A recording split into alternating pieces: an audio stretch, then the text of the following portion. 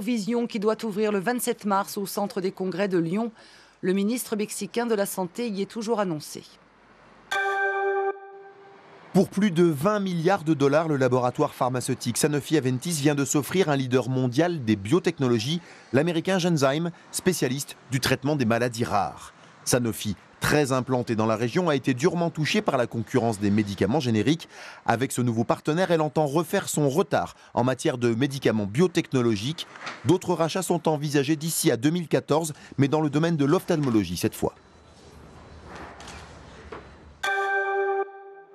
Une centaine de personnes, enseignants et parents d'élèves, étaient réunis aujourd'hui devant le rectorat de Lyon.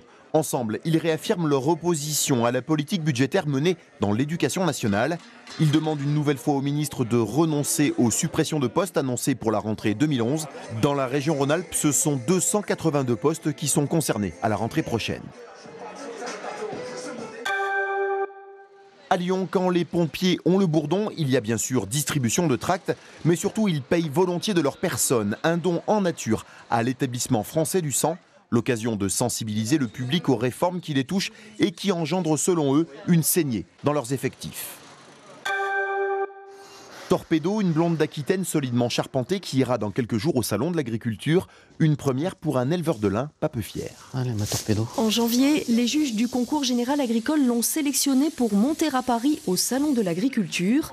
Elle représentera la race blonde d'Aquitaine introduite dans l'Ain en 1982 par cet éleveur presque étonné des performances de sa Torpedo. Quand on est devant les juges, là, la position des pattes est importante. Je ne l'avais pas acheté dans le but de faire les concours. C'était une fille d'un taureau de renom, c'était une fille d'Orion et puis un taureau qui a marqué sa génération. Ses sabots vont bien, la belle d'Aquitaine à la robe parfaite et à l'arrondi de culotte appétissant peut faire des ravages. Elle ira à Paris une fois, mais sincèrement, je ne pense pas la ramener une deuxième fois parce que ça peut laisser des traces si on recommence plusieurs fois. Donc je pense que je le ferai qu'une fois. Après, on essaiera de trouver d'autres stars dans le troupeau, quoi. Et la relève est déjà là. Déesse, l'une des 3 filles de Torpedo, vient de donner naissance à son premier veau. C'était il y a quelques secondes. Ariane vient de réussir son 200e décollage. C'était à Kourou, dans le ciel de Guyane. Sa mission, lancer un cargo européen. Voilà, un cargo européen pour ravitailler la Station spatiale internationale. Tout s'est bien passé, affirme-t-on, en Guyane. Tout à l'heure, dans Tout le sport, Henri Sagnier reviendra sur le titre mondial décroché ce soir par les Français à Garmisch-Partenkirchen en Allemagne. Tout de suite, un documentaire édifiant sur France 3. Manger peut-il nuire à notre santé? Très bonne soirée, à demain.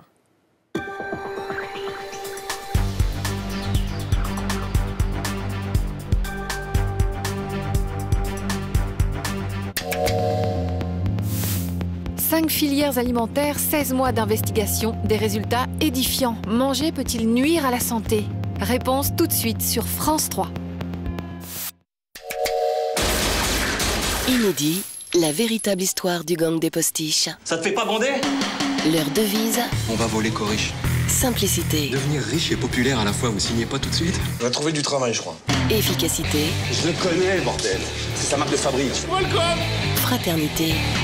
Y a pas de gang, on est une bande de potes. T'as pas vu la différence? Qu'est-ce que c'est que ce mec-là? Ce mec-là, il veut pas nous arrêter, il veut nous nettoyer. Vous avez carte blanche, on vous couvre.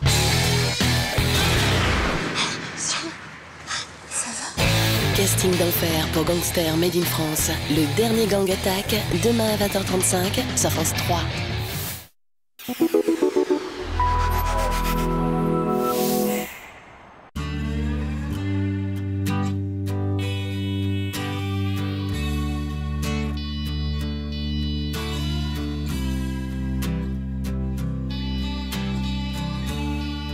Tout a commencé par une prise de sang. Isabelle est journaliste et elle a bien voulu devenir le cobaye de notre investigation commune. C'est amusant parce qu'elle a toujours eu horreur des prises de sang et la simple vue de l'hémoglobine l'a fait défaillir. Mais elle s'est dévouée pour la bonne cause.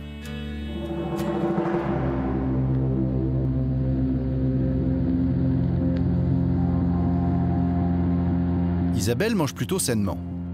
La nourriture, c'est son domaine. Elle est journaliste spécialisée dans l'alimentation.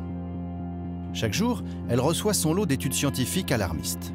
Nous sommes assaillis par tellement d'informations anxiogènes et contradictoires.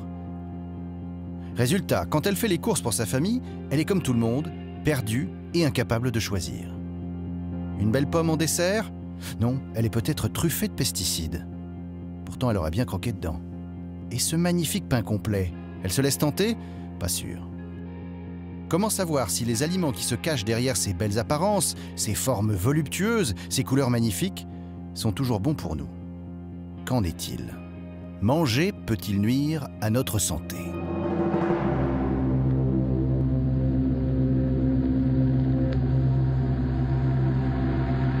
Les analyses de notre enquêtrice sont enfin arrivées. Alors, ces résultats? Attention, restez attentifs, la liste est longue. Arsenic, plomb, mercure, dioxine, furane, PCB, pesticides. La myriade des molécules toxiques contenues dans son sang s'égrène comme un inventaire inquiétant. On y trouve de tout, même du DDT, pourtant interdit des années avant sa naissance. Normal ou pas normal?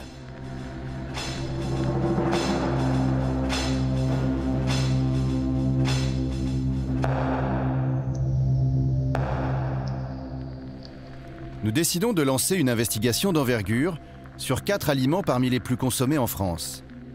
Porc, saumon, pommes et pain. Puis de les soumettre à une double enquête scientifique et de terrain. Nous allons traquer ces aliments pour comprendre comment ils sont produits et en quoi ils sont différents de ce que mangeaient nos grands-parents quand la chimie n'avait pas encore fait irruption dans nos assiettes. Pour l'enquête, nous constituons un comité de scientifiques incontestables. Ces experts sont reconnus comme les meilleurs dans leur domaine. Pierre Menton, chercheur, expert en santé publique. David Servan-Schreiber, neuropsychiatre, expert en prévention du cancer. Annie Sasko, épidémiologiste, experte en maladies environnementales. André Picot, toxicologue, expert en métaux lourds et contamination chimique. Et Laurent Chevalier, médecin, expert en nutrition. Alors voilà, on a les résultats de ma prise de sang. On m'a choisi moi parce que je suis une trentenaire, que je me nourris plutôt sainement. Et pourtant, il y a des résidus de pesticides dans mon sang, de dioxines, de PCB. Comment ça se fait? Et est-ce que c'est dangereux? Cette analyse est une analyse classique, totalement classique. On va retrouver dans toute la population à travers le monde ces produits-là. Est-ce que c'est dû à la façon dont je me nourris? Oui, bien entendu. On a des études qui nous montrent que chez les enfants qui mangent une agriculture chimique, l'agriculture moderne, on trouve tous les jours dans leurs urines des résidus de pesticides. Lorsqu'on les passe, ces mêmes enfants, on les passe à 70% de bio, il n'y a presque aucun résidu de pesticides dans leur urine. On les remet sur l'agriculture chimique et hop, on revoit les résidus monter. Ça veut dire que tous les jours, leur organisme est soumis à ces contaminants. Pour moi, c'est simplement inacceptable. On nous recommande de manger 5 fruits et légumes par jour. Mais les pesticides retrouvés en quantité dans le sang de notre journaliste ne les rendent-ils pas dangereux? Pour commencer l'enquête, nous partons à Angoulême, sur les traces de la pomme industrielle. C'est le fruit préféré des Français. Chaque famille en mange plus de 18 kilos par an. Problème, la pomme reçoit plus de 26 traitements de pesticides avant que nous la croquions.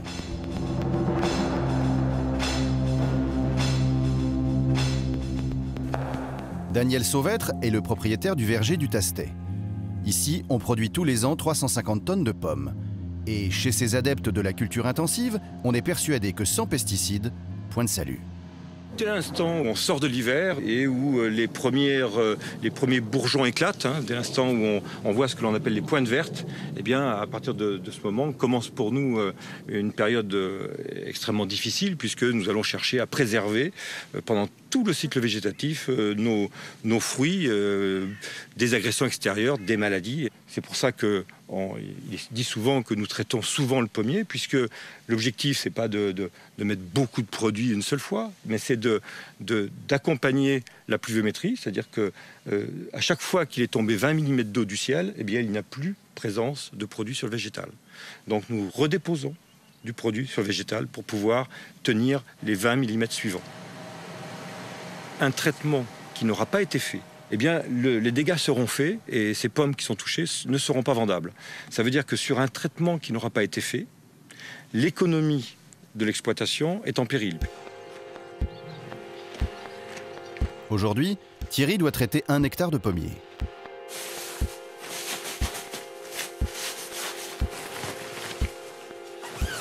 Impossible de manipuler ces pesticides sans revêtir une véritable combinaison de cosmonautes.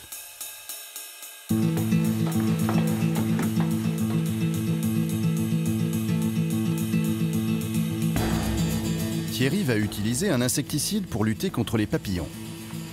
Il faut le manipuler avec précaution. C'est un virus vivant qui va contaminer les larves.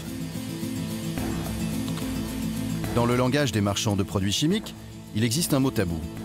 Vous ne le trouverez sur aucun emballage, aucun mode d'emploi, aucune publicité.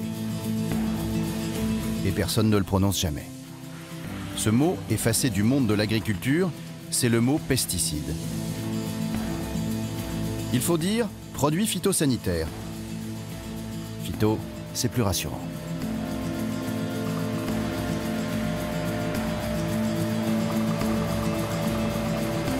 Avec 76 000 tonnes de pesticides épandus chaque année, la France détient le record du plus gros utilisateur d'Europe.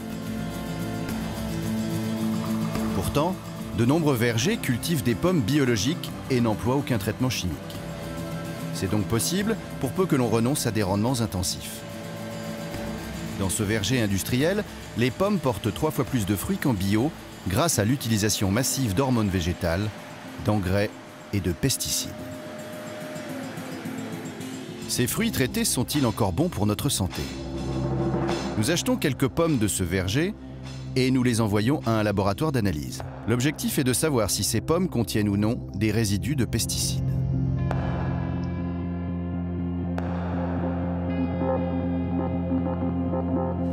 En attendant les résultats, nous rencontrons Jean-Charles Boquet. C'est le directeur de l'Union des industries de la protection des plantes. En clair, il s'agit du lobby des fabricants de pesticides, regroupant Monsanto, Bayer et quelques autres. Leur rôle est simple, défendre coûte que coûte l'usage des pesticides. Les produits phytosanitaires aujourd'hui permettent d'augmenter le rendement, en présence bien entendu d'agressions, de maladies ou d'insectes ou de mauvaises herbes, de 40 à 50%. Et s'il n'y avait pas ces produits aujourd'hui, globalement on diviserait par 2 la production agricole mondiale. Jean-Charles Boquet voulait être certain que nous comprenions bien son message principal. Même s'il y a 25 traitements, appliqués aux bonnes doses et dans les bonnes conditions d'emploi, cela ne présente pas de risque pour la santé du consommateur et cela respecte l'environnement. Mais on doit en permanence s'assurer que les traitements qui sont faits respectent la santé et l'environnement, de plus en plus respectueuses de l'environnement. Elles ne présentent pas de risque pour l'environnement, c'est-à-dire qu'il n'y a a priori pas de risque pour la santé. Faut-il le croire sur parole? Les pesticides sont-ils vraiment inoffensifs? Nous venons de recevoir les résultats du laboratoire qui a analysé les pommes. Elles contiennent plusieurs résidus de pesticides. Pour décrypter ces analyses, nous allons voir le Mouvement pour le droit et le respect des générations futures, une association spécialisée dans l'étude des pesticides qui informe les consommateurs du danger de ces substances. François Veilleret en est le président. Alors, des résidus de pesticides, il y en a, bien sûr. Il y a 5 résidus différents. Alors, vous avez des produits de nature diverse, mais vous avez, quand on fait le total, quand même un peu plus de 100 microgrammes par kilo de fruits. C'est un niveau de résidu quand même qui n'est pas anodin. On va trouver dans 1 kilo de pommes ici ce qu'on pourrait trouver en buvant 1000 litres d'eau. 1000 litres d'eau, ça tient un moment. Donc, on a des produits qui sont, si on regarde Boscalide, c'est un fongicide. C'est des produits aux États-Unis qui est considéré comme un cancérigène possible. Et puis, vous avez la présence d'un produit, le carbendazime, sous forme de résidu, qui est la plus surprenante, parce que le carbendazime, qui est un fongicide aussi, il n'est plus autorisé en France. Et il a des usages restreints au niveau de l'Europe, et en France, il n'est plus autorisé. Alors, je ne sais pas ce qu'il fait là. Une pomme comme ça, on peut croquer dedans sans la peler? Je ne le ferai pas. C'est un choix personnel qui n'engage que moi. Si la peler, c'est mieux pour enlever les pesticides, mais il y a des études qui ont montré qu'il fallait enlever plusieurs millimètres autour de la pomme pour enlever tous les résidus. Et si vous enlevez 5 à 8 mm de la pomme, vous allez enlever toutes les vitamines.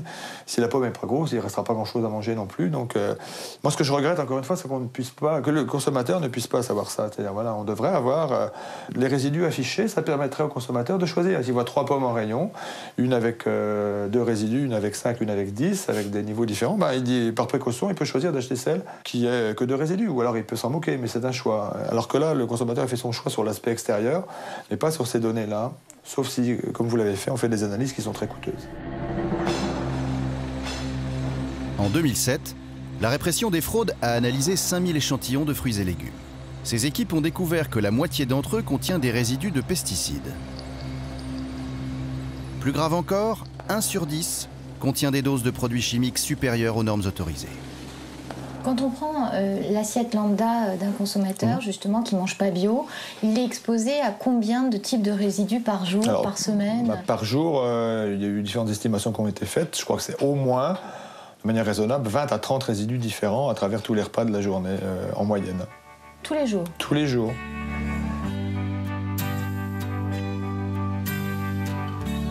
Au début de l'enquête, on a retrouvé dans les analyses de sang de notre journaliste les résidus d'une quarantaine de pesticides différents.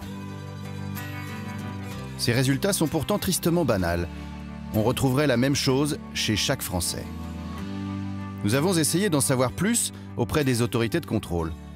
Mais ni l'Agence française de sécurité sanitaire des aliments, ni l'Observatoire des résidus de pesticides n'ont souhaité nous répondre. Pourtant, des études existent. Dans une récente recherche de l'INSERM, un établissement scientifique public, on apprend que la moitié des femmes enceintes ont dans leurs urines des traces d'herbicides interdits. Ces contaminations mettent-elles en danger le développement du fœtus de l'enfant? Nous retrouvons nos experts scientifiques.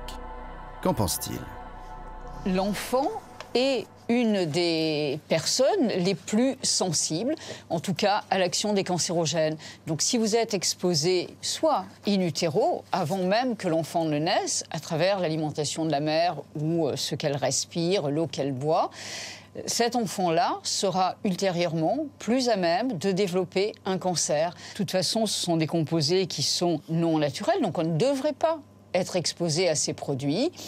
Et il faut essayer pour le futur d'en mettre de moins en moins dans la nature. Mais alors, dites-moi, parce que nous, on n'arrête pas de nous dire que finalement, on va vivre beaucoup plus vieux que les générations d'avant, que l'espérance de vie, elle n'arrête pas de croître. Est-ce que c'est encore vrai, ça? Est-ce que nous, on va vivre plus vieux que nos grands-parents? Et est-ce que nos enfants vivront plus vieux que nous? On vit plus vieux, effectivement, pour une raison simple, c'est qu'on a mieux maîtrisé les phénomènes dits microbiologiques, c'est-à-dire les microbes, effectivement. Mais depuis les années 50, je veux dire, on déverse des quantités monstrueuses de produits chimiques dans la nature, à peu près 400 millions de tonnes au niveau de la planète, mais bien entendu, ça a des conséquences. Il faut très vite réguler tout ça. Mais c'est une urgence. C'est une urgence, et c'est une urgence pour les générations futures. Car quand on va s'apercevoir de tous les dégâts sur l'embryon, et on le voit déjà par l'intermédiaire d'un certain nombre de pathologies psychiatriques et de tout un tas d'autres choses, eh bien malheureusement, ça sera un petit peu tard. On a beaucoup d'interrogations, beaucoup d'inquiétudes. Donc l'espérance de vie peut tout à fait s'effondrer. Les agriculteurs sont les plus menacés par les pesticides. D'après l'Organisation mondiale de la santé, plus de 50 millions de travailleurs agricoles en sont victimes chaque année à travers le monde. C'est la preuve que les pesticides peuvent être dangereux pour chacun d'entre nous. Sylvain Médard testait les nouveaux pesticides pour sa coopérative. Il est aujourd'hui devenu un symbole. Atteint d'une myopathie, il est le premier agriculteur reconnu victime professionnelle des pesticides. Pour supporter la douleur, il est en permanence sous de fortes doses de morphine. Les douleurs, ça, c'est abominable. Moi, mon gamin, je ne peux plus le porter, hein, Benjamin. Des fois, il veut monter à bras, il ne se rend pas compte, et je dis non, je ne peux pas, Benjamin. Il me fait tomber par terre. Hein. Sylvain Médard travaillait le plus souvent sans protection. Personne ne l'avait jamais mis en garde contre les dangers de ces produits. Et un jour, sa vie a basculé. Et le 12 juillet, qu'est-ce qui s'est passé? La moisson approchant, j'étais visiter un silo où il y a une réception de céréales de semences. Et en montant en haut du silo, alors des silos, si vous voulez, c'est à peu près 5-6 étages, voire 7 étages d'un immeuble classique, mais c'est la différence, ce sont des escaliers de meunier. Et arrivé en haut, d'un seul coup, grosse fatigue, il a fallu que je m'assoie, plus aucune force. J'étais mou, j'étais assis sur un sac. Il a fallu me mettre un ouvrier, Christian, m'a aidé à m'asseoir sur un sac et il m'a dit qu'est-ce qui se passe. Je sais pas, j'ai complètement KO. Et plus aucune force. J'ai mis 1h30 pour redescendre. J'ai mis 7-8 minutes pour monter. J'ai mis 1h30 pour redescendre. Donc je vais passer voir mon médecin quand même en vitesse le soir. Je prends rendez-vous par téléphone. Je m'en vais chez le médecin vers le coup de 19h. Et en partant sur la route, je perds mes moyens. J'ai plus de jambes ni de bras en voiture. Je finis dans le fossé de la voiture. J'ai perdu 20 kilos en un mois de temps. J'ai fondu. Et les douleurs qui devenaient interminables, je dirais, à en pleurer. Je supportais plus de vêtements sur moi. J'étais hospitalisé. On ne pouvait même pas mettre un drap. J'étais nu sur un lit. On me mettait un drap en l'air pour me cacher, mais je supportais rien du tout. J'avais mal, je souffrais. Alors donc, on a fait tous les examens nécessaires à l'hôpital. Enfin, les examens nécessaires. Je suis resté la première fois presque 1 mois. Et tout rentrait négatif. Tout était normal. Tout était normal. On ne trouvait rien. Donc c'est moi qui deviens fou. Je perds la boule, je fais de la dépression quelque part sans m'en rendre compte. Je deviens fou. Après 3 mois de souffrance, les médecins diagnostiquent une myopathie. Sylvain Médard décide de poursuivre ses employeurs en justice et gagne son procès. Ça me fait peur, c'est pour les futures générations, pour les agriculteurs, parce que c'est les premières victimes, parce que sont eux qui emploient les matières actives et les produits phytosanitaires, les grosses quantités. Actuellement, il y en a des malades, il y en a même de par ici, il y a des agriculteurs qui sont malades, mais personne n'ose en parler. Vous avez employé un mot tout à l'heure, omerta, c'est peut-être un mot fort, mais je pense que c'est un mot fort, il faut peut-être l'employer aussi quand même, mais bon, c'est tais-toi et continue ta route, c'est tout. Nous retrouvons Jean-Charles Boquet, porte-parole de l'Union des industries de la protection des plantes, dans ses locaux. Ce représentant du lobby des fabricants de pesticides est-il prêt à reconnaître que les produits qu'il défend font des victimes? Chaque fois qu'on a voulu essayer de mettre en évidence une corrélation entre une maladie, donc Parkinson, un certain type de cancer, etc., entre donc l'exposition aux pesticides et l'apparition de ces maladies, les scientifiques reconnus, donc l'INSERM, etc., montrent qu'il n'y a pas de corrélation entre l'exposition des produits et l'apparition de ces dites maladies. C'est faux. L'INSERM est formel, les agriculteurs courent 2 fois plus de risques de développer la maladie de Parkinson et certains cancers. Vous reconnaissez qu'il y a eu des procès gagnés pourtant? Alors il y a eu quelques procès où en fait il a été déclaré qu'il y avait maladie pour cause professionnelle, mais il n'est pas dit que ce sont les pesticides. Un ouvrier agricole, ça met du gasoil dans son tracteur tous les matins. Ça peut être en fait exposé à des produits d'origine animale. Et il y a toutes ces hypothèses aujourd'hui qui doivent évidemment être vérifiées. Un produit phytopharmaceutique utilisé selon les conditions d'emploi qui figurent sur l'étiquette après les évaluations n'a pas d'effet sur la santé, n'a pas d'effet sur l'environnement. Il y a un produit qui aurait un effet sur la santé, donc un effet inacceptable, ne serait pas autorisé. Alors oui, on voit bien les résidus de traitement qui ont été faits ces jours-ci. Nous rencontrons Michel Ledoux, l'avocat qui a gagné le procès de Sylvain Médard. Alors, les agriculteurs sont-ils victimes du gazole qu'ils mettent dans leurs tracteurs plutôt que des pesticides? Alors, attendez, c'est faux. C'est une ânerie, une bêtise incommensurable. On est systématiquement passé par des expertises scientifiques. On sait qu'un certain nombre de tumeurs du cerveau, un certain nombre de cancers de la peau, cancers de la vessie, certaines maladies neurovégétatives comme la maladie de Parkinson, comme Alzheimer, sont fortement soupçonnées d'être provoquées également par la manipulation de produits phytosanitaires. Également la maladie de Charcot d'ailleurs. Et donc quand les victimes vont se multiplier, alors là, on va pouvoir rendre visible l'invisible. Les experts ne cessent de marteler les risques en pointant du doigt certaines pathologies. D'un autre côté, vous avez les industriels qui, naturellement, veulent vendre leur camelote et qui n'arrêtent pas de répéter que tout est sous contrôle, que, en fait, c'est les agriculteurs qui font de mauvais dosages, mais que leurs produits sont parfaits. Et bien, dans 10, 20, 30, dans 5 ans peut-être, on va voir apparaître, c'est presque mécanique, c'est inscrit dans le marbre, un nombre de pathologies considérables. Il y aura plusieurs générations entre les années 50 et la fin des années 80 qui ont respiré ces produits à plein poumon et qui ne manqueront pas, dans les années qui viennent, de développer les pathologies qu'on évoquait tout à l'heure. Je le crains.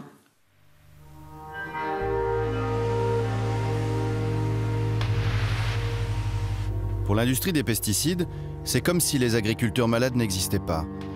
Comme si les études démontrant le danger de ces molécules chimiques n'avaient jamais vu le jour. Quant à la majorité des agriculteurs, ils sont tellement pris par le système qu'ils n'arrivent pas à imaginer un monde sans pesticides. Le lobby des fabricants de pesticides nous a envoyés chez un agriculteur modèle, Christophe Grison, ardent défenseur de l'agriculture intensive. D'après lui, les progrès techniques auraient résolu tous les problèmes. Ce qui a vraiment changé, c'est la qualité de pulvérisation et puis tout ce qui est maintenant électronique embarqué. Là, vraiment, ça nous permet d'être C'est ce que je dis souvent, c'est l'agriculture écologique intensive mais écologique quoi. C'est un drôle de concept ça, c'est pas un concept très courant quoi. Non mais on commence à en entendre parler pas mal là. L'agriculture écologiquement intensive, voilà, c'est le nouveau terme à la mode. Et les écolos, ils emploient pas ce mot-là quand même? Non, les écolos, ils souhaiteraient qu'on puisse nourrir tous les êtres vivants sur Terre à horizon 2050, environ 9 milliards, vous m'avez dit 10 milliards, sans produits phytosanitaires, sans engrais. Moi, je dis que c'est pas possible. Techniquement, je ne suis pas contre l'agriculture biologique, bien au contraire. Il y a des idées très intéressantes à prendre chez eux. Malheureusement, moi, sur mon exploitation, je ne peux pas produire sous label agriculture biologique. Je ne peux pas me passer des produits phytosanitaires pour désherber. Je ne peux pas me passer des produits fongicides pour soigner mes plantes lorsqu'elles sont malades. Vous-même, si vous êtes malade, rien ne vous empêchera de prendre, si vous avez mal à la tête, du paracétamol. Je ne vois pas pourquoi moi je ne devrais pas soigner mes plantes s'il y a un besoin qui s'en ressent.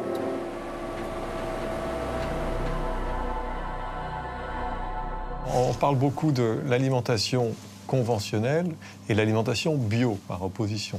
Ce qui est important, c'est de voir que ce qu'on appelle l'alimentation conventionnelle, c'est une alimentation qui a été inventée en 1950. Oui. Rien de tout ce que vous nous décrivez ici n'était pratiqué avant la Deuxième Guerre mondiale. Donc en fait, on a une alimentation chimique et l'alimentation normale, c'est l'alimentation bio, de toute évidence. Il faut qu'on avance progressivement mais rapidement vers une agriculture qui soit débarrassée de cette béquille qui n'est pas utile. On peut parfaitement nourrir la planète sans pesticides, parfaitement nourrir la planète sans pesticides. Il faut être clair sur ce point parce que c'est l'argument majeur qui est brandi en disant mais on ne peut pas nourrir tout le monde. On peut nourrir tout le monde sans pesticides. C'est vrai que quand un agriculteur qui a utilisé des pesticides depuis des années arrête d'un seul coup, pendant 1 ou 2 ans, sa terre, c'est comme si on lui retirait ses stéroïdes. Sa terre, elle ne peut plus suivre.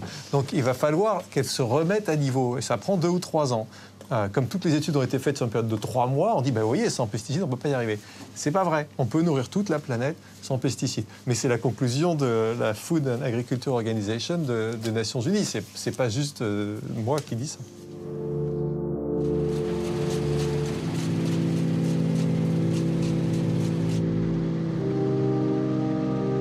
Au cœur de l'été, nous retournons chez l'agriculteur Christophe Grison. Le blé est enfin moissonné. Pas de surprise, grâce aux engrais et aux pesticides, les rendements sont très bons, 2 fois supérieurs à ceux du bio. C'est un blé de la variété Bermude qui est destiné à la panification française. Et donc ma coopérative Val-France va prendre ce blé, le nettoyer éventuellement s'il y a besoin, et l'acheminer jusqu'au Grand Moulin de Paris pour en faire des baguettes pour toute la région parisienne.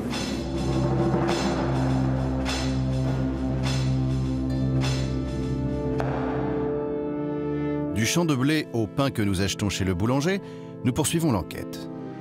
La farine issue de l'agriculture intensive servira à fabriquer les 100 kg de pain que chaque Français consomme par an. Mais cette farine est-elle encore saine pour le consommateur? Le blé arrive au Grand Moulin de Paris. Ici, on écrase plus de 2200 tonnes de grains par jour.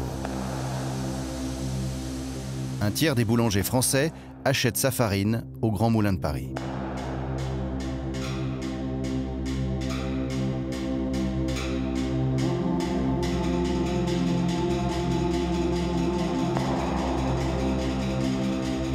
Nous décidons d'envoyer un échantillon de farine complète des Grands Moulins de Paris au laboratoire d'analyse chimique. Contient-elle des résidus de pesticides? Les résultats d'analyse dévoilent la présence de 2 pesticides en quantité importante, le pyrimifos méthyle et le piperonil butoxide. Surprise, ces insecticides ne sont pas utilisés pendant la culture, mais lors du stockage des grains après la récolte. À quoi peuvent-ils bien servir? À Sens, nous nous rendons à la coopérative agricole Cap Serval. Alain Peretti, son directeur, nous reçoit. Pour lui, le principal problème de cette filière est la conservation du blé. Pour éviter l'attaque des insectes, la plupart des coopératives aspergent les grains d'insecticides. Le blé stocké dans les silos va donc y baigner pendant de longs mois avant d'être transformé en farine au moulin. Comment diminuer les pesticides? La première mesure que nous pouvons prendre, c'est l'absence d'insecticides de stockage, puisque il ne faut oublier que nous allons mettre de l'insecticide directement sur du grain, qu'il n'y aura pas d'activité biologique pour les détruire par derrière. Donc la première mesure à prendre, c'est sûrement en tout cas celle-là. Ça paraît évident et ça paraît extrêmement clair. Les résidus laissés par la culture, par les désherbants, etc., sont infiniment faibles. Ils sont beaucoup plus importants avec les résidus d'insecticides de stockage, une fois de plus, qui seront appliqués sur 2 grains une fois qu'ils seront arrivés dans les silos. Conséquence, on retrouve dans la farine jusqu'à 1000 fois plus de résidus d'insecticides de stockage que d'insecticides utilisés lors de la culture du blé. Pour éviter de traiter les grains, il existe une solution simple. Stocker le blé dans des silos réfrigérés où la température ne dépasse pas 10 degrés. Problème, ces silos coûtent très cher. Seules quelques coopératives en sont équipées. C'est le cas de ce silo qui appartient à la filière dite CRC, Culture et Ressources Contrôlées. Elle n'utilise aucun pesticide de stockage et produit de la farine Label Rouge. Une partie de ces blés non traités arrive au moulin d'Yvon Foriché. Jusqu'à récemment, Yvon transformait également des blés traités. Aujourd'hui, il ne produit que des farines Label Rouge, sans pesticides de stockage. Cette poussière-là, auparavant, je ne pouvais pas rester à côté parce que je pense que je devais être très sensible aux insecticides qui étaient mis pour conserver le grain. Et ça me faisait saigner immédiatement du nez. J'ai voulu me faire opérer parce que je ne savais pas ce que j'avais. Et en fait, je le sais. Voilà, je vais voir le médecin, il m'a dit non, c'est des insecticides. Ah ouais. Voilà. Mais j'avais pas moyen d'arrêter, hein, même à un moment donné, c'était... on m'a dit oui, mais comment on appelle ça, t'es hémophile. Je dis, non, je suis pas hémophile. Les farines de qualité, sans pesticides, sont meilleures pour la santé. Pourquoi ne sont-elles pas plus répandues dans les magasins? Le problème, aujourd'hui, de toutes ces démarches-là de culture raisonnée en France, les seuls qui sont réceptifs, c'est les artisans boulangers et, pour moi, un seul groupe de la grande distribution française. Il n'y en a qu'un.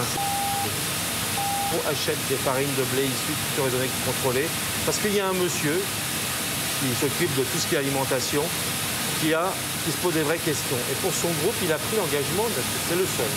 Et c'est pour ça que ça dure, même la démarche. Parce qu'il oblige même les industriels avec qui il travaille à utiliser ce genre de blé. Sinon, ça serait mort et enterré, ça marcherait que pour les artisans.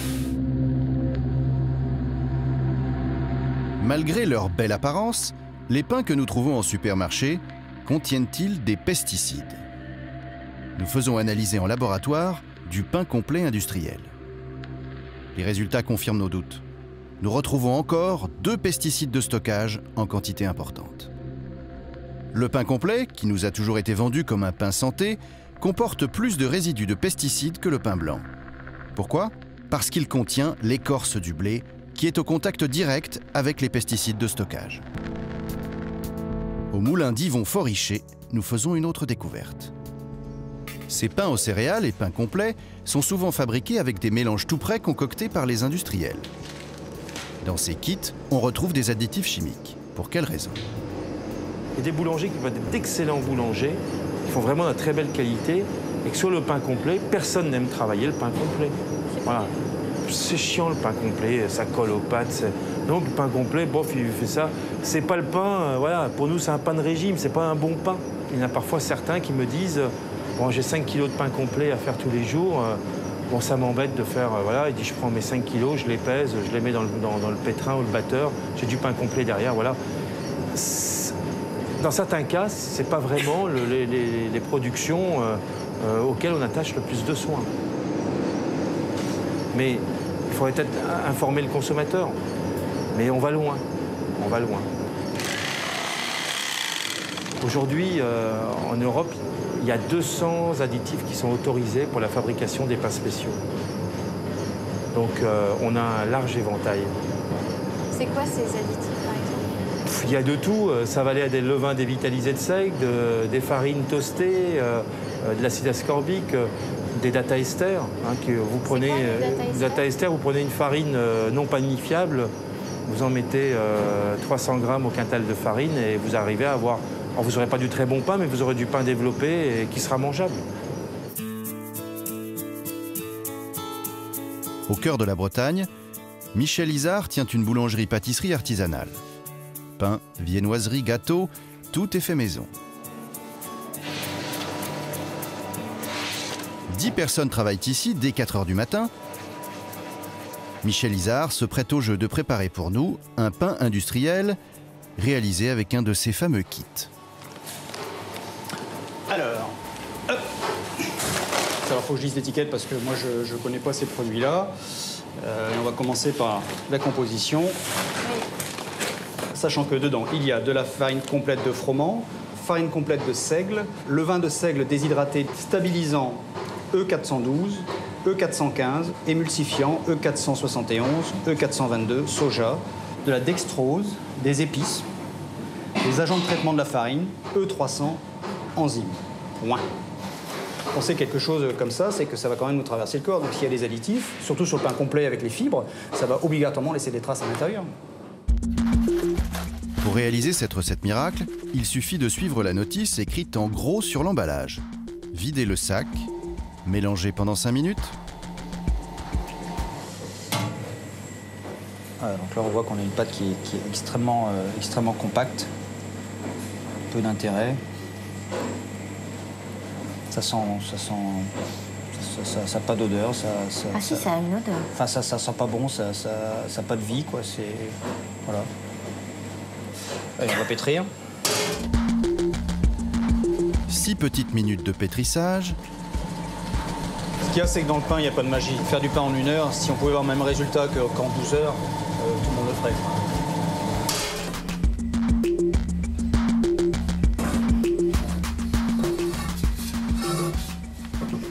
Et alors là, c'est quoi la différence par rapport à d'habitude? C'est une pâte morte, ça, quoi. Il n'y a pas de vie là-dedans, c'est collant, ça ne réagit pas. Ici, ça, c'est un pain aux céréales aussi, mais c'est le nôtre. Donc ici, on voit bien qu'on a une pâte sur laquelle il y a de la vie. Quand on appuie dessus, ici, ça bouge, ça revient. Et puis ici, ici, il ne se passe rien, quoi. Voilà, on pourrait essayer de la modeler pour en faire une fleur, ou un chou-fleur, comme vous voulez. Mais ça reste comme ça. Encore 1 heure pour laisser monter la pâte et au four. Magie de la chimie, il aura suffi d'1 heure et demie, montre en main, pour faire un pain aux céréales. Michel Izard va maintenant pouvoir le comparer avec le pain artisanal qu'il met 8 heures à préparer. Avec des graines à l'intérieur, de pavot, de lin doré, sésame. Ici, c'est sympa avec une croûte, une vraie croûte. Hein. On va couper celui-ci.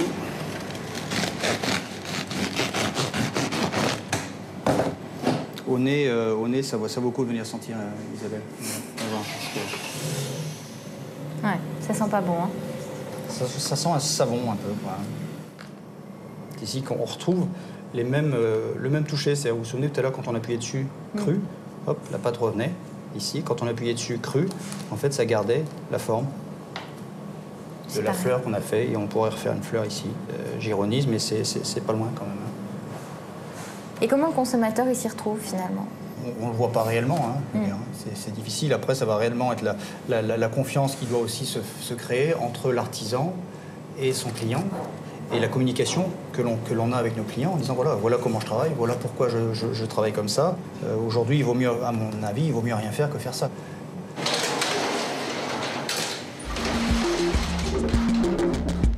Il n'y a pas que les pains complets qui soient faits à partir de kits prêts à l'emploi.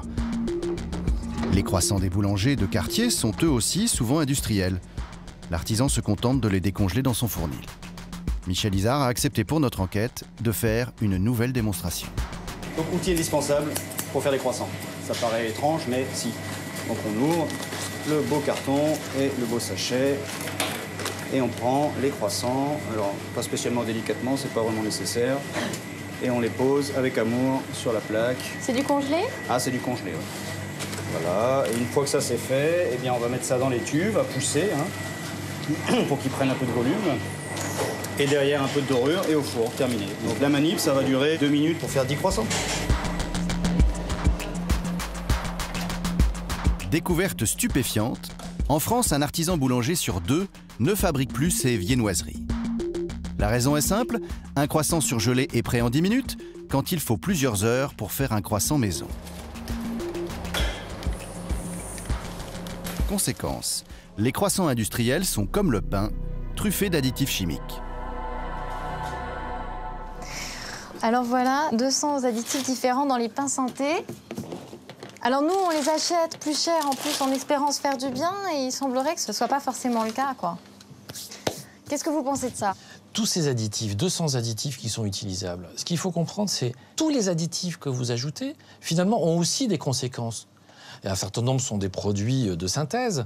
Il y a toujours des conséquences quand on utilise des produits de synthèse. Alors on peut les minimiser, bien entendu. Donc finalement, c'est une histoire absolument sans fin. Et alors, comment se fait-il que le secteur de la boulangerie-meunerie, alors j'insiste, hein, les boulangers et les meuniers, ne soient pas capables de produire donc du pain de qualité nutritionnelle actuellement? C'est absolument incompréhensible. Vous avez des pains qui sont toujours trop salés, beaucoup de sel. Vous avez des pains donc, qui contiennent des pesticides, alors c'est vrai, d'autant plus que ce sont des pains complets.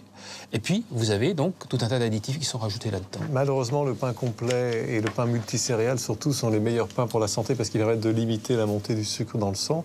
Mais du coup, c'est important qu'ils soient bio. Moi, je crois qu'il faut revenir au pain traditionnel. Nos grands-mères ne mettaient pas ça dans leur pain, le boulanger de nos grands-parents ne mettait pas ça dans le pain. C'est quand même assez extraordinaire. On veut augmenter le volume du pain, on lui rajoute dans tout un tas de pains industriels des matières grasses, alors que justement l'intérêt du pain, c'est qu'il n'y a pas de matières grasses. Mais il y a une dérive, bien entendu, qu'il convient de rapidement réguler, très très rapidement réguler, par la réglementation. Il n'y a pas que le pain qui ne ressemble plus guère à celui de nos grands-mères. L'ensemble de notre alimentation a subi des mutations. Une métamorphose qui frappe également le vivant, et notamment le porc.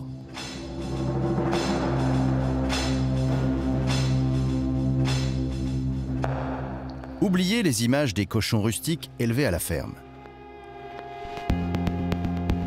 Le porc est la viande la plus consommée en France. Chaque famille en mange plus de 35 kg par an.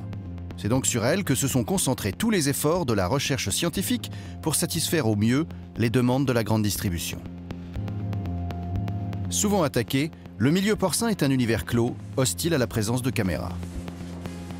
Exceptionnellement, nous sommes reçus chez Michel Poirier, propriétaire de l'une des plus grandes porcheries industrielles de France, située à Empoigné près d'Angers. Chaque année, 90 000 porcs sont produits ici. Donc, si nous rentrons dans la verraterie, c'est-à-dire l'endroit où se trouvent les verras, qui servent de reproducteurs pour l'élevage et la naissance des porcelets. Donc, vous voyez, ici, vous avez un animal très conformé, qui a été sélectionné sur sa capacité à faire du muscle et sa capacité à avoir une longe très rebondie, donc pour les futures côtes de porc, et à l'arrière un jambon très prédominant. En 40 ans, les porcs rustiques sont devenus des porcs modernes, très bodybuildés. Vous avez ici un exemple d'animal qui a une viande très diététique, c'est-à-dire on a complètement fait disparaître l'épaisseur de lard qu'ils avaient sur le dos. Pour répondre au cahier des charges de la grande distribution, les laboratoires de recherche génétique ne cessent de mettre au point de nouvelles variétés de porcs. À force de manipulation, ces bêtes sont devenues très fragiles. Elles doivent rester enfermées à l'abri des microbes dans des bâtiments désinfectés où l'air est filtré en permanence.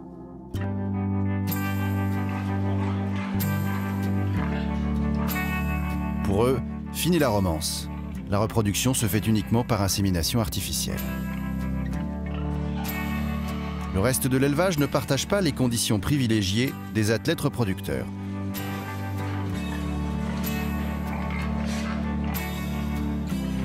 Les truies vivent parquées sur des caillebotis, au-dessus de leur déjection. Elles sont entravées pour éviter d'écraser leurs petits. Gestation, mise bas, allaitement, elles enchaînent les portées, donnant naissance chaque année à plus de 30 porcelets. Conséquence, les truies multiplient les mammites et les cystites. Quant au porcelet, 1 sur 10 ne résistera pas à ces conditions d'hygiène. La viande issue de ces élevages intensifs pose-t-elle problème? Donc ici, nous rentrons dans la partie engraissement. Les porcs sont engraissés dans des bâtiments fermés où l'air confiné se charge de poussière et d'ammoniac. C'est des bêtes de course, hein. C'est des Formule 1, il suffit qu'ils mangent de trop, et puis il a un souci intestinal, donc ça peut provoquer la mortalité, hein. Ah oui. C'est une Formule 1 compliquée, difficile à maîtriser, donc il faut beaucoup de professionnalisme pour gérer et suivre l'élevage. C'est ce qui fait d'ailleurs la difficulté de l'élevage moderne actuel. Ces conditions d'élevage provoquent de nombreuses maladies respiratoires et digestives. Les porcs, fragilisés par la sélection génétique, sont désormais privés de leur défense naturelle. Dès lors, comment éviter de les soigner à l'aide de médicaments?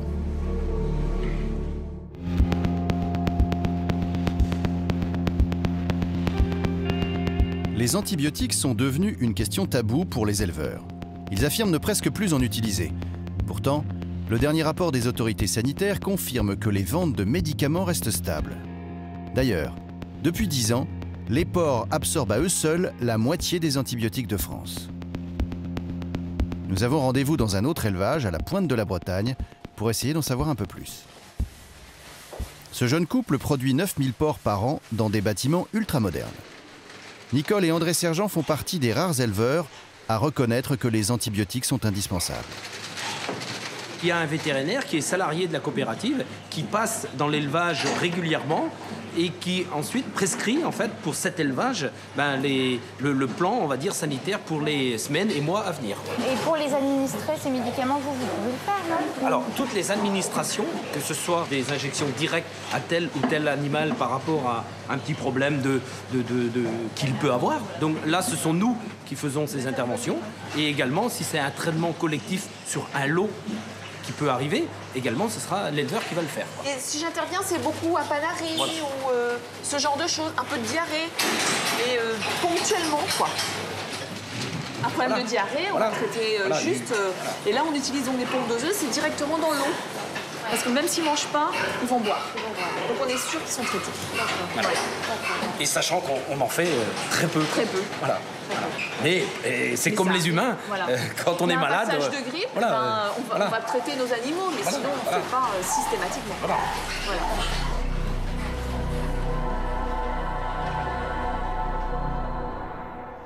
Voilà, alors là, vous êtes vraiment à l'intérieur d'un élevage industriel. Vous voyez comment ça se passe.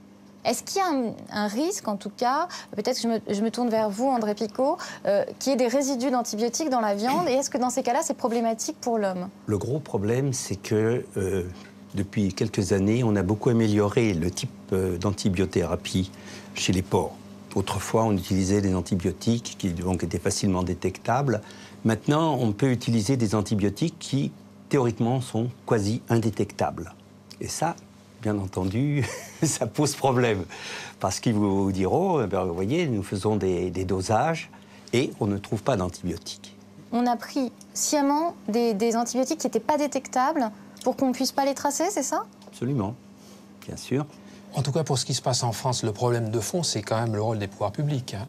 Donc, est-ce que, par exemple, actuellement, l'Agence française de sécurité sanitaire des aliments, les services vétérinaires, font des contrôles répétés, suivis sur des élevages au hasard? Réponse non. Parce qu'ils n'ont pas assez de moyens pour le faire. Toute la stratégie repose sur l'autodiscipline et le volontariat du secteur agroalimentaire. Ce qui est assez remarquable comme position, de mon point de vue. On pourrait proposer au pouvoir public de faire la même chose, par exemple, pour la conduite automobile. Je leur propose l'année prochaine, donc, pendant une année, faire une expérience et de laisser donc les automobilistes libres à eux, basés sur leur autodiscipline, et voir ce que ça donne en termes de nombre de morts sur la route. Donc penser que ça va se passer différemment dans le secteur agroalimentaire et dans le secteur économique en général, je trouve ça assez remarquable. C'est vraiment faire preuve d'une naïveté ou peut-être aussi d'une certaine compromission vis-à-vis du système.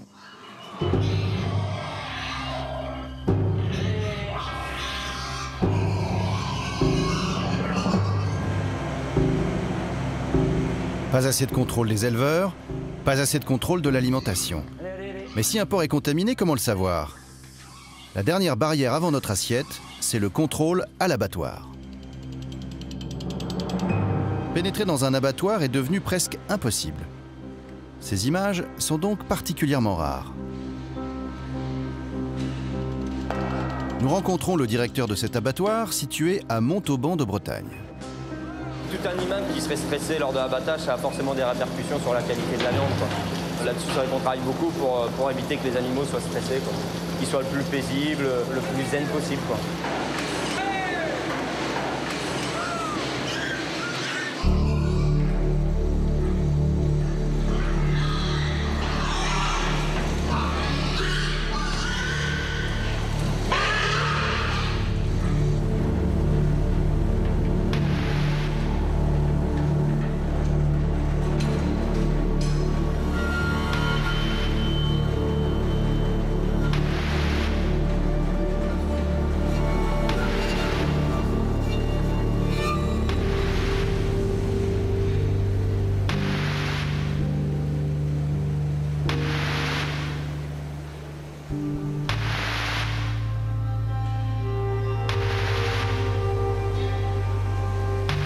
10 000 tonnes de viande sont préparées ici chaque année. Quels critères sont pris en compte pour déclarer la viande saine pour le consommateur? Monsieur Sidibé est le chef vétérinaire de cet abattoir. C'est sur ses épaules que repose la totalité des contrôles. Mais en quoi consiste-t-il exactement?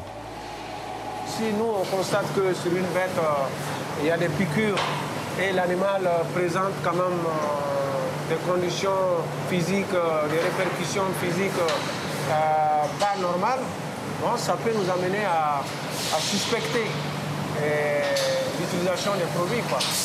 Voilà. Il a suffi qu'on lui demande combien de contrôles sont faits pour rechercher les résidus d'antibiotiques pour que l'ambiance se tende brutalement. Ça, je ne pourrais pas vous le dire, là, il faut que j'aille dans... Oui, bon, ça c'est on sort trop, il faut aller voir dans nos... Nous n'obtiendrons jamais de réponse à cette question. Je n'ai pas beaucoup d'éléments là. Combien d'analyses approfondies recherchent les résidus d'antibiotiques ou de produits toxiques? Les seuls contrôles auxquels nous assistons sont visuels. Après un rapide coup d'œil, les assistants vétérinaires apposent l'estampille certifiant que la viande est saine.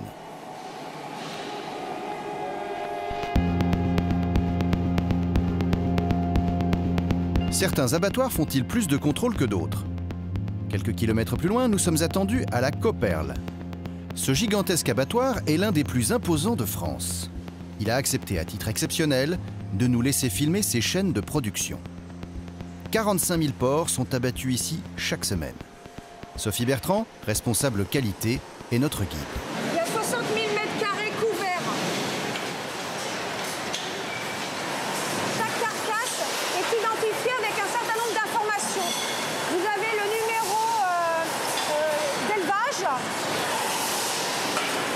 Ici, c'est le numéro de tuerie. Donc nous, on abat à peu près 9500 porcs par jour. Donc ça va de 1 à 9000 et des poussières.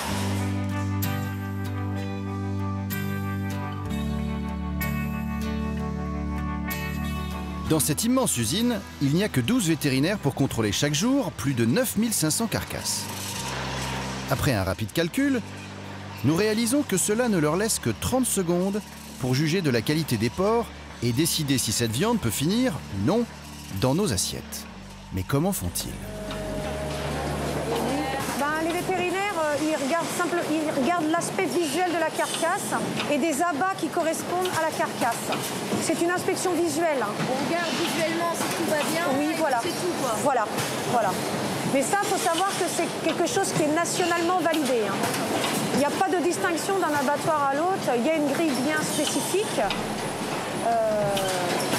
Mais c'est de l'inspection visuelle. Alors, le contrôle visuel pour repérer les résidus d'antibiotiques, je ne sais pas ce que ça peut donner. C'est des contrôles qui sont essentiellement des leurres, soyons clairs. À mon sens, le problème est après, par exemple, dans les jambons. Parce que là, ça change la donne. C'est plus l'élevage des porcs, mais ce qu'on va mettre pour que le jambon se conserve. À ce moment-là, eh bien, on va être obligé de le bourrer d'additifs, et de façon obligatoire, parce qu'on n'a pas d'autre solution. Ce sont des nitrates, quelquefois des nitrites, donc c'est encore pire. Et puis, il faut bien entendu lui donner de l'aspect. On va le gorger en polyphosphate. On va le colorer, bien entendu. Donc, on va le traiter de façon à ce qu'il ait cette petite couleur mordorée, là. Donc, c'est des nitroso-hémoglobines. Et ça, c'est pas bon pour nous, tout ça? Ah, tout ça, c'est pas bon. Surtout pour les petits-enfants. Parce que les petits-enfants n'ont pas les capacités de transformer, comme nous, ces produits qui oxydent l'hémoglobine. Alors qu'il y a des parents qui croient très bien faire en donnant du jambon pratiquement tous les jours à leurs petits-enfants, eh bien malheureusement, ça c'est absolument déconseillé. Pour le consommateur, ce qu'on peut quand même lui dire, c'est qu'actuellement en France, comme dans tous les pays industrialisés et urbanisés, consomme trop de viande, avec des conséquences sur la santé qui sont importantes, en termes de maladies cardiovasculaires en particulier. Je fais une réflexion à ce sujet, c'est qu'on a été capable de manger occasionnellement, effectivement, du porc, de la viande, qui n'était absolument pas nécessaire à chaque repas, pendant des siècles. Et c'est en décidant de passer à un autre modèle qui n'est pas compatible avec la santé humaine, qui est celui de manger de la viande plusieurs fois par jour, par exemple, c'est juste pas compatible avec la santé humaine, qu'on arrive à des phénomènes un peu délirants, comme des productions massives, sous forme industrielle, de ce qui est une forme de vie, le porc, qui est devenu, en fait, simplement un produit, et maintenant un produit chimique.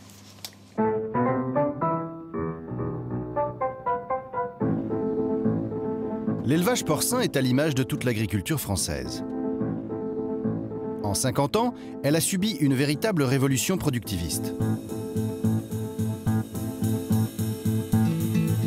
Au lendemain de la Seconde Guerre mondiale, la France n'est pas capable de nourrir seule sa population. La solution ? Améliorer les rendements. Pesticides, engrais, recherche génétique, mécanisation, l'agriculture intensive est née.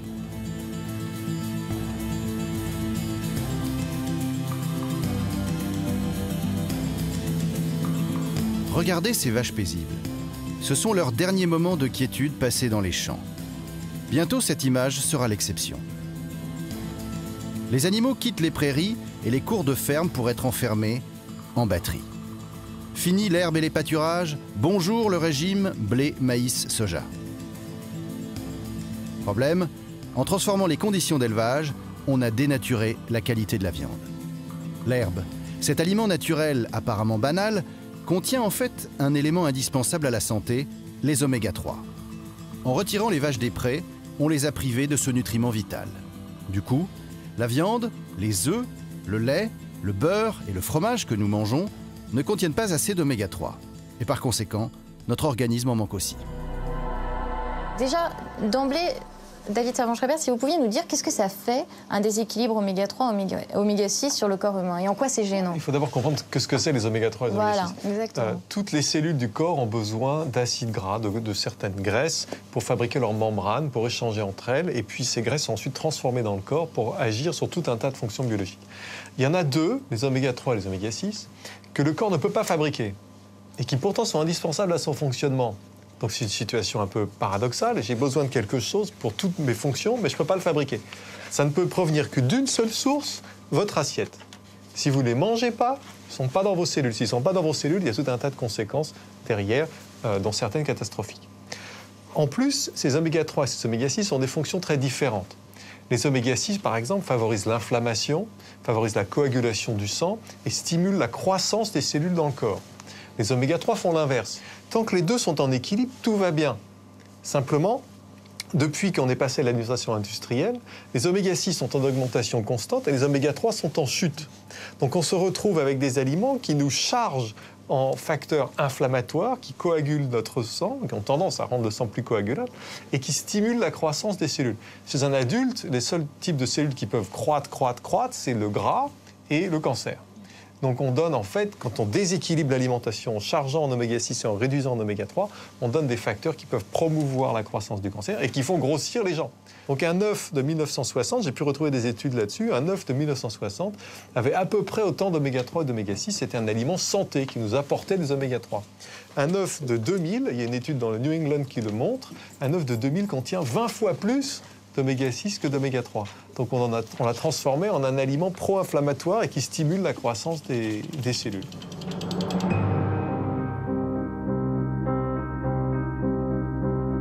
La carence en oméga 3 nuit à notre santé. Mais alors, comment revenir en arrière et redonner à la viande les oméga 3 qu'elle a perdus? L'association Bleu Blanc Cœur travaille depuis 10 ans à nous offrir une alimentation plus saine et plus équilibrée. Ils sont partis d'une idée simple.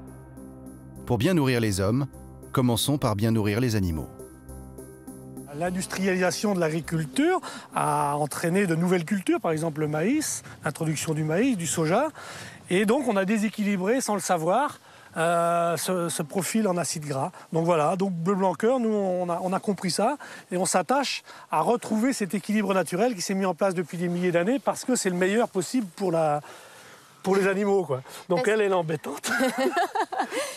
Cet équilibre-là, on l'a retrouvé en fin de compte avec une plante qui s'appelle le lin, qui a la particularité, elle, de stocker ces oméga 3-là. Et donc ça nous permet de les restituer toute l'année dans l'alimentation des animaux. Donc le fait de mettre une petite quantité de lin dans une ration, par exemple avec du maïs, eh bien, 1 kg de graines de lin par vache et par jour, ça suffit pour rééquilibrer comme si la vache mangeait de l'herbe.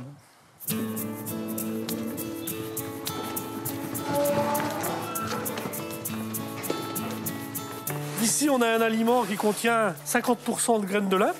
Si tous les éleveurs de France font ça pour leurs vaches, on a l'équilibre. Et pour les aliments complets, parce que pour les filières porc. Donc là, c'est incorporé dans le granulé, quoi. On n'a pas besoin de le rajouter. D'après les calculs de l'association Bleu Blanc Cœur, il suffirait de cultiver 1% seulement de la surface agricole française avec du lin pour rééquilibrer en oméga 3 la nourriture de nos élevages. 1% seulement de la surface agricole pour que les volailles, les œufs, le bœuf, le porc et même la charcuterie que nous mangeons contiennent suffisamment d'oméga 3.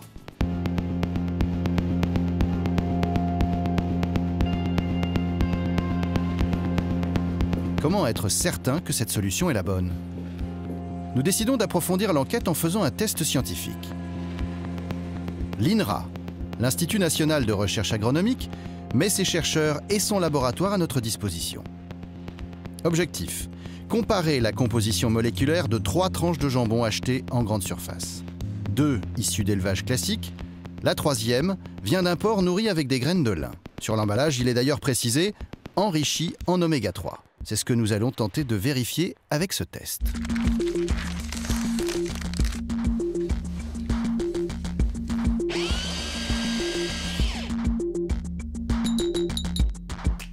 Les scientifiques commencent par extraire la graisse du jambon grâce à des réactions chimiques complexes.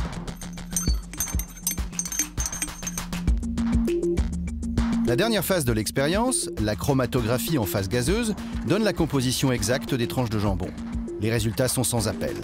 Le professeur Moureau, responsable du laboratoire, nous les commente. Donc la courbe bleue, c'est le jambon issu de porc qui a mangé des oméga 3. Donc la courbe est beaucoup plus importante que les 2 autres jambons qui sont issus de porc standard où la quantité d'oméga 3 est beaucoup plus faible. Donc la courbe bleue, il y en a à peu près 3 fois plus que les autres jambons. Et ici, on voit que les animaux qui auront mangé des graines de lin ont moins d'oméga 6 que les autres, ce qui fait donc que c'est très bon pour la nutrition, à la fois plus d'oméga 3, moins d'oméga 6. Donc un animal qui va manger beaucoup d'oméga 3 aura beaucoup d'oméga 3 dans sa viande, alors qu'un animal qui va en manger peu en aura peu.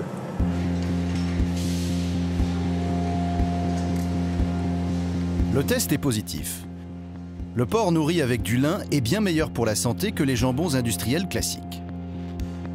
Alors, pourquoi seules quelques marques le commercialisent ? La réponse est économique. Les viandes de meilleure qualité reviennent un peu plus chères aux éleveurs.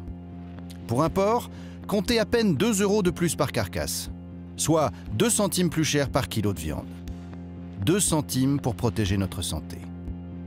Qui refuse de payer ? Les éleveurs vendent aujourd'hui leur porc 30% moins cher qu'il y a 15 ans. Ce n'est donc pas d'eux que peut venir l'effort. La solution la plus simple ne serait-elle pas que la grande distribution accepte de baisser ses marges ? Dans ce système, ce n'est pas la qualité qui prime, mais la quantité. C'est ce qui explique que dans nos supermarchés, nous trouvons principalement des viandes pauvres en oméga 3 et donc moins bonnes pour la santé. Pour l'instant, l'industrie n'a pas encore pris la mesure du fait qu'elle avait une véritable responsabilité santé et qu'il fallait tenir compte de cet équilibre oméga 6, oméga 3. Moi, ce que je leur demande, c'est d'imposer que tous les produits animaux soient équilibrés en oméga 3, oméga 6. Je ne leur demande pas d'imposer comment on y arrive, mais ça devrait être des produits qui soient comparables à ceux que nous mangeions en 1950. Il n'y a pas de raison de tolérer une telle dérive dans la nature même de ce qui nourrit la population. Moi, je me souviens très bien, dans l'affaire du sang contaminé, on reprochait de ne pas avoir assez parlé. Et donc, on était coupable parce qu'on n'avait pas assez parlé. Bah, là, on parle.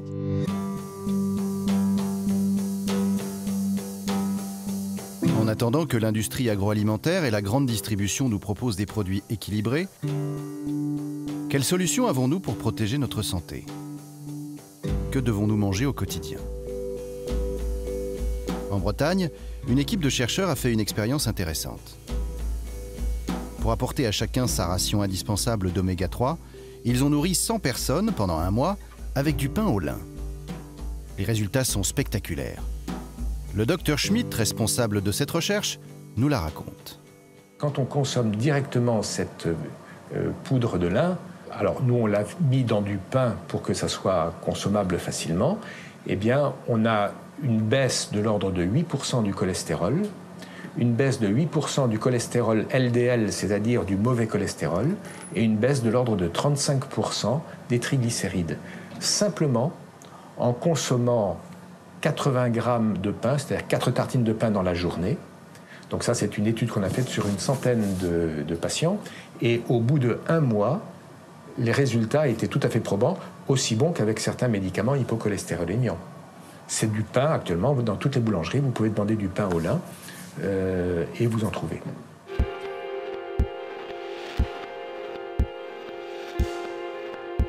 Les huiles et les graisses sont une autre source importante d'oméga 3 pour notre organisme. Mais comment choisir parmi la multitude de bouteilles qui envahit les rayons des supermarchés? Laquelle est la meilleure?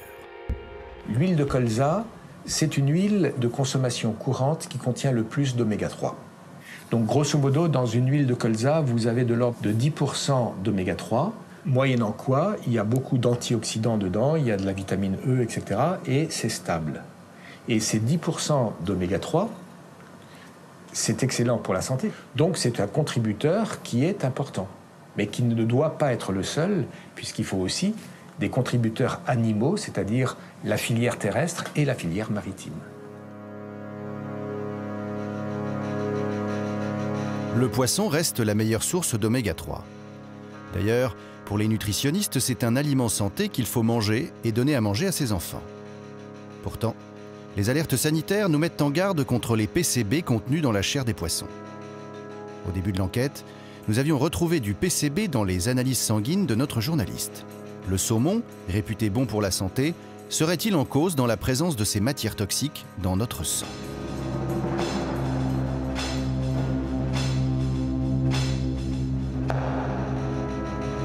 Nous arrivons en Norvège. C'est là qu'est produite la quasi-totalité du saumon consommé en France. C'est notre poisson préféré. On en mange en moyenne 2,5 kg par an et par personne. Le poisson sauvage a quasiment disparu de notre assiette. Il a été remplacé par le saumon d'élevage. Il conserve une image de produit de luxe, mais est devenu relativement abordable. Pour comprendre comment ce poisson est élevé, nous nous rendons chez Marine Harvest, le plus gros producteur de saumon au monde.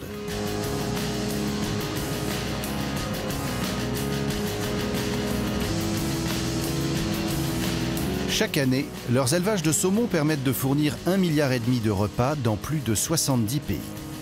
Est-ce que la qualité du poisson pâtit de ce rendement?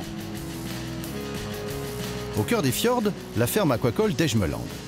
Il nous aura fallu 6 mois de tractation pour obtenir l'autorisation de filmer cet élevage. Marine Harvest est même allée jusqu'à commanditer une enquête sur notre journaliste afin de mieux cerner nos intentions. Trine Danielsen nous fait la visite. Vous êtes au milieu du fjord, il fait 300 mètres de profondeur. Voici la ferme. J'en suis la directrice. Nous avons pour le moment 700 000 poissons. Ils sont répartis dans 12 cages. Nous sommes installés dans ce fjord parce qu'il est profond et que l'océan est juste en face. Il y a beaucoup de courants marins et c'est un très bon environnement pour faire grandir les poissons.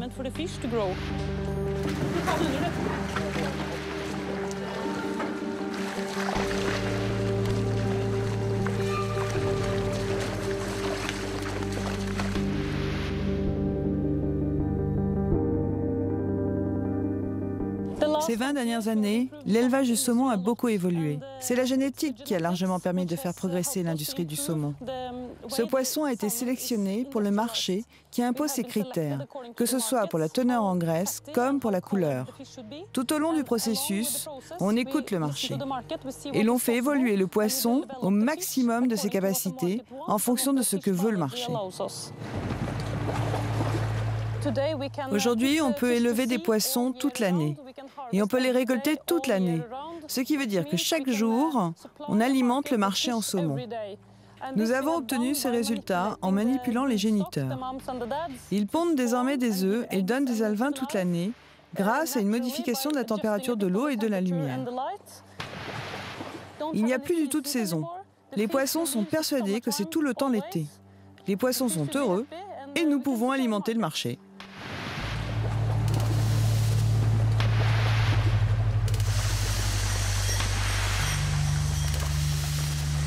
Les saumons industriels sont nourris artificiellement.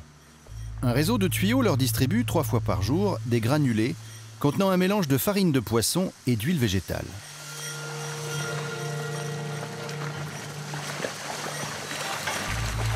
Dix ans de manipulation génétique et de recherche nutritionnelle ont permis aux éleveurs d'obtenir une croissance 2 fois plus rapide de leurs poissons. Pour l'instant, ils font 5 ou 600 grammes. Ils vont rester ici encore une année.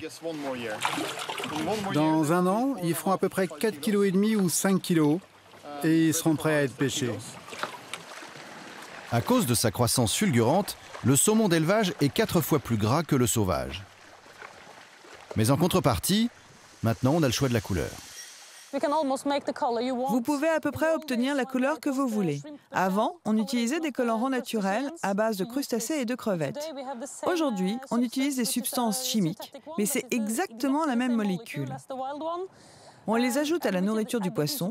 C'est le même colorant que celui utilisé pour colorer vos œufs du petit déjeuner.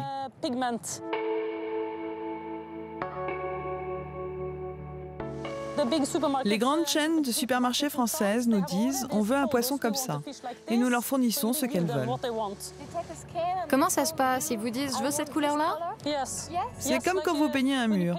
Il y a des référentiels de couleurs. Et nos clients nous disent « cette couleur-là est jolie, je la veux ». C'est le nuancier qu'on utilise. Quand le poisson est petit, il a cette couleur à peu près.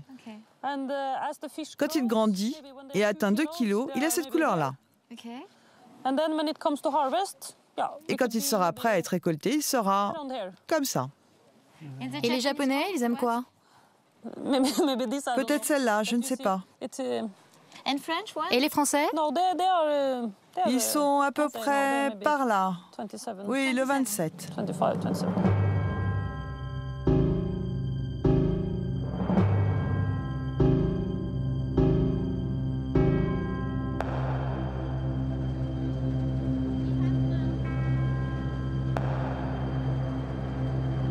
Deux fois par semaine, un bateau vivier débarque 100 tonnes de saumon à l'abattoir.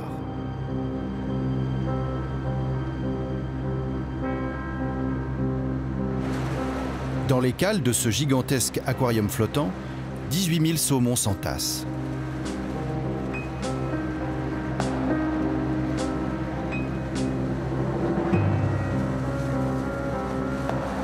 Ils sont rejetés à l'aide d'énormes pompes dans les cages de l'abattoir.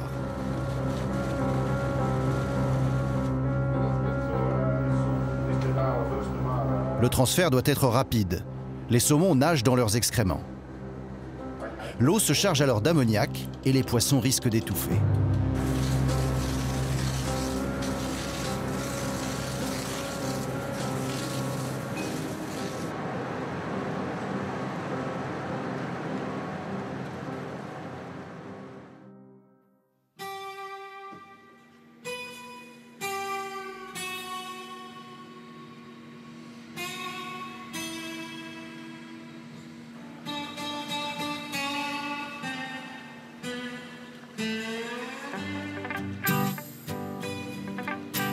À l'aube, les saumons sont aspirés et propulsés vers les chaînes d'abattage où ils sont assommés par électrocution.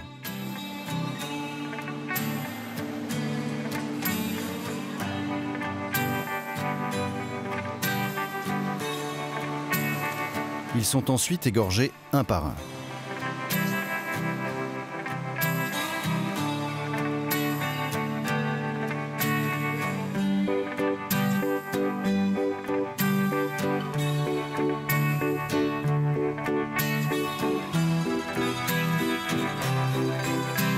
L'abattoir norvégien de la ville de Midsund traite 7000 poissons par jour.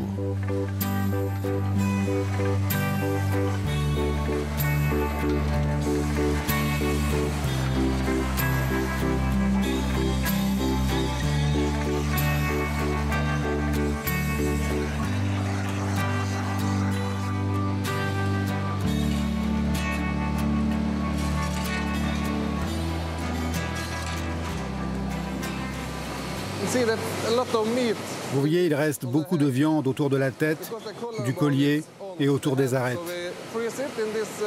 On les met dans ces boîtes, on congèle les têtes, les colliers, les arêtes et les queues. Cela représente 4 produits qui sont ensuite envoyés en Ukraine, en Chine et dans différents pays pour y être préparés. Ainsi, chaque jour, 5 tonnes de restes sont expédiés à l'étranger pour y être décortiqués. Ils seront réexpédiés en France et transformés en plats cuisinés. Comme les industriels n'ont aucune obligation de fournir la provenance de leurs ingrédients, il nous est donc impossible, lorsque nous mangeons nos tagliatelles au saumon ou nos lasagnes de la mer, de savoir s'ils contiennent ces restes. On retrouve pour le saumon les mêmes problèmes que ceux que nous avions découverts pour le porc, des contrôles insuffisants et une traçabilité alimentaire impossible. En bout de chaîne, on s'aperçoit que les poissons sont triés dans 2 caisses différentes. Pourquoi? Vous voyez, il y a un problème avec la chair du poisson. Elle est très molle. C'est pour ça qu'il y a toutes ces crevasses. La chair se délite, il y a des trous. On ne peut pas envoyer ces filets vers les pays occidentaux. Ils sont trop regardants sur la qualité. On doit trouver d'autres clients. On ne rencontre jamais ce genre de problème avec les saumons biologiques. Des scientifiques travaillent sur ces questions. Certains pensent qu'il s'agit d'un problème avec la nourriture ou que c'est à cause des conditions d'élevage.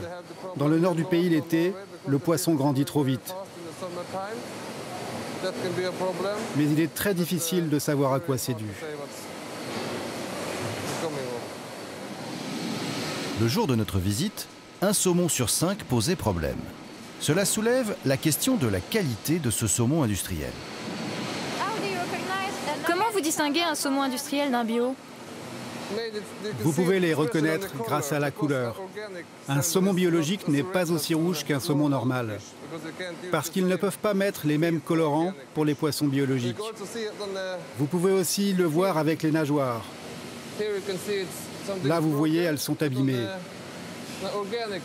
En bio, les nageoires sont bien plus belles parce qu'il y a moins de poissons dans les cages. En biologique, vous auriez une queue parfaite.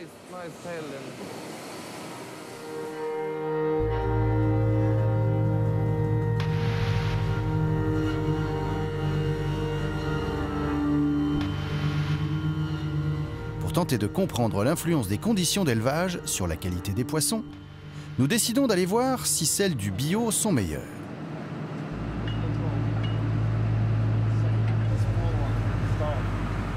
Au nord de la Norvège, Villa Mijolax est une ferme d'élevage de saumon bio. Nous suivons Per Gunnar, son directeur général. Accompagné de son équipe, il part 2 fois par jour en pleine mer, nourrir ses poissons. Combien de tonnes de poissons vous produisez ici? Dans ces 4 cages, on a 500 tonnes de poissons. Cela fait environ 2000 tonnes en tout. Dans les élevages industriels, la densité est 2 fois supérieure à celle du biologique. En discutant avec Per, nous découvrons un autre problème. L'alimentation des saumons est composée de granulés fabriqués avec des huiles et des farines de poissons sauvages. Comme les poissons de la plupart des mers du globe sont contaminés par les PCB et les dioxines, la nourriture des poissons d'élevage, même en bio, contient ces produits toxiques.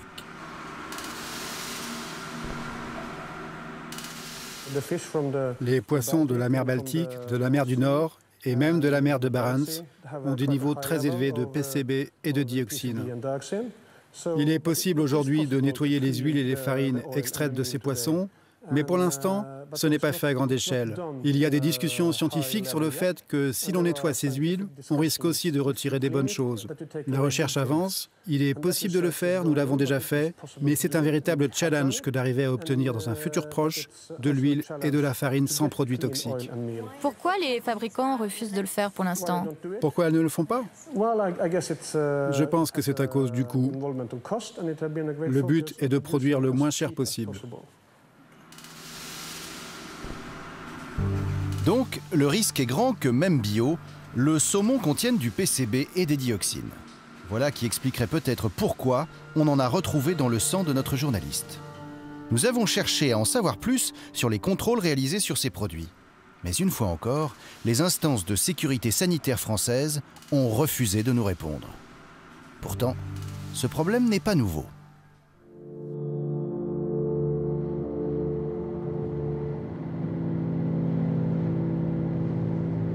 Les PCB retrouvés dans ces poissons sont le résultat de plus de 40 ans de pratiques industrielles.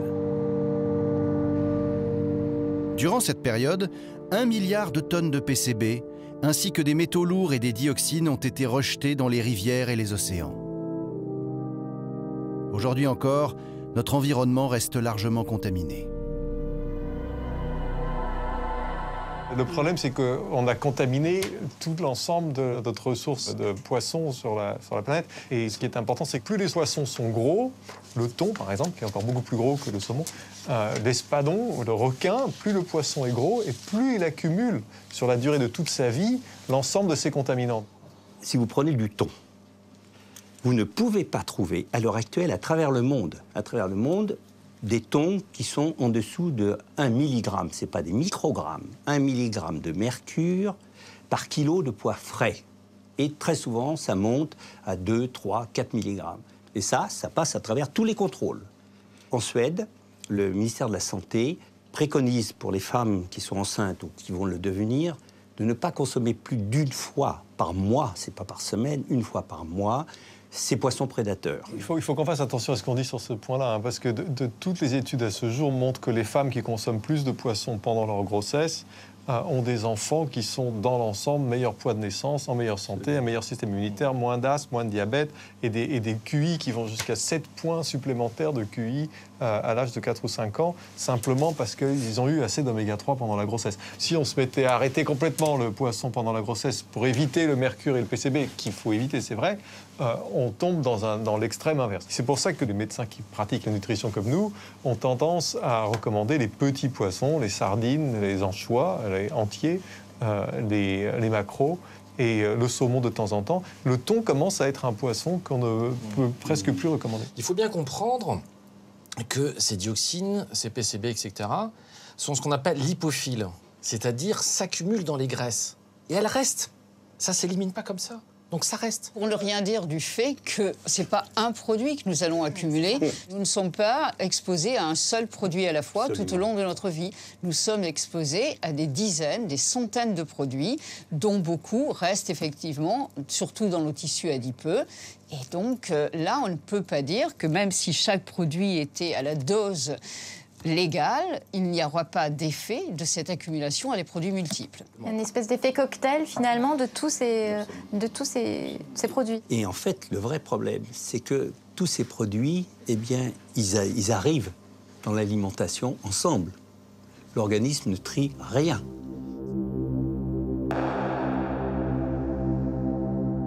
L'une des découvertes majeures de notre enquête, c'est l'omniprésence de la chimie dans notre assiette. Les saumons, les porcs, les pommes, tous ces aliments naturels contiennent des substances toxiques. Qu'en est-il des produits transformés par l'industrie agroalimentaire? Dans le TGV pour Paris, nous achetons un déjeuner au wagon-restaurant. Un geste banal pour la plupart des voyageurs, mais pas pour nous, qui traquons désormais sans relâche la malbouffe. Nous remarquons avec amusement que toutes les filières de l'enquête que nous menons depuis plusieurs mois sont rassemblées en un seul repas. L'effet cocktail est là, devant nous. Du pain, de la viande, du poisson, des légumes, des fruits. Nous connaissons maintenant bien ces produits, nous savons ce qu'ils cachent. Mais ils réservent encore de belles surprises. La préparation industrielle a ajouté quelques intrus. Une ribambelle de E. Des correcteurs d'acidité, des acidifiants, des émulsifiants, des colorants, des antioxygènes, des épaississants, des gélifiants, des stabilisants, des conservateurs. Au final, 18 additifs dans le sandwich, 12 dans le cake, du mauvais gras et du sucre en surdose.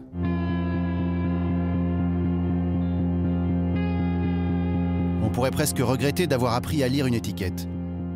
Si tout plat préparé et dessert industriel pris au hasard contient autant de produits chimiques, comment faire ses courses l'esprit tranquille? Et le goûter des enfants. Brioche, petit pain, gâteaux, pâte à tartiner consommés en quantité vertigineuse. Autant de gâteries grasses et sucrées que nous proposons quotidiennement à nos bambins.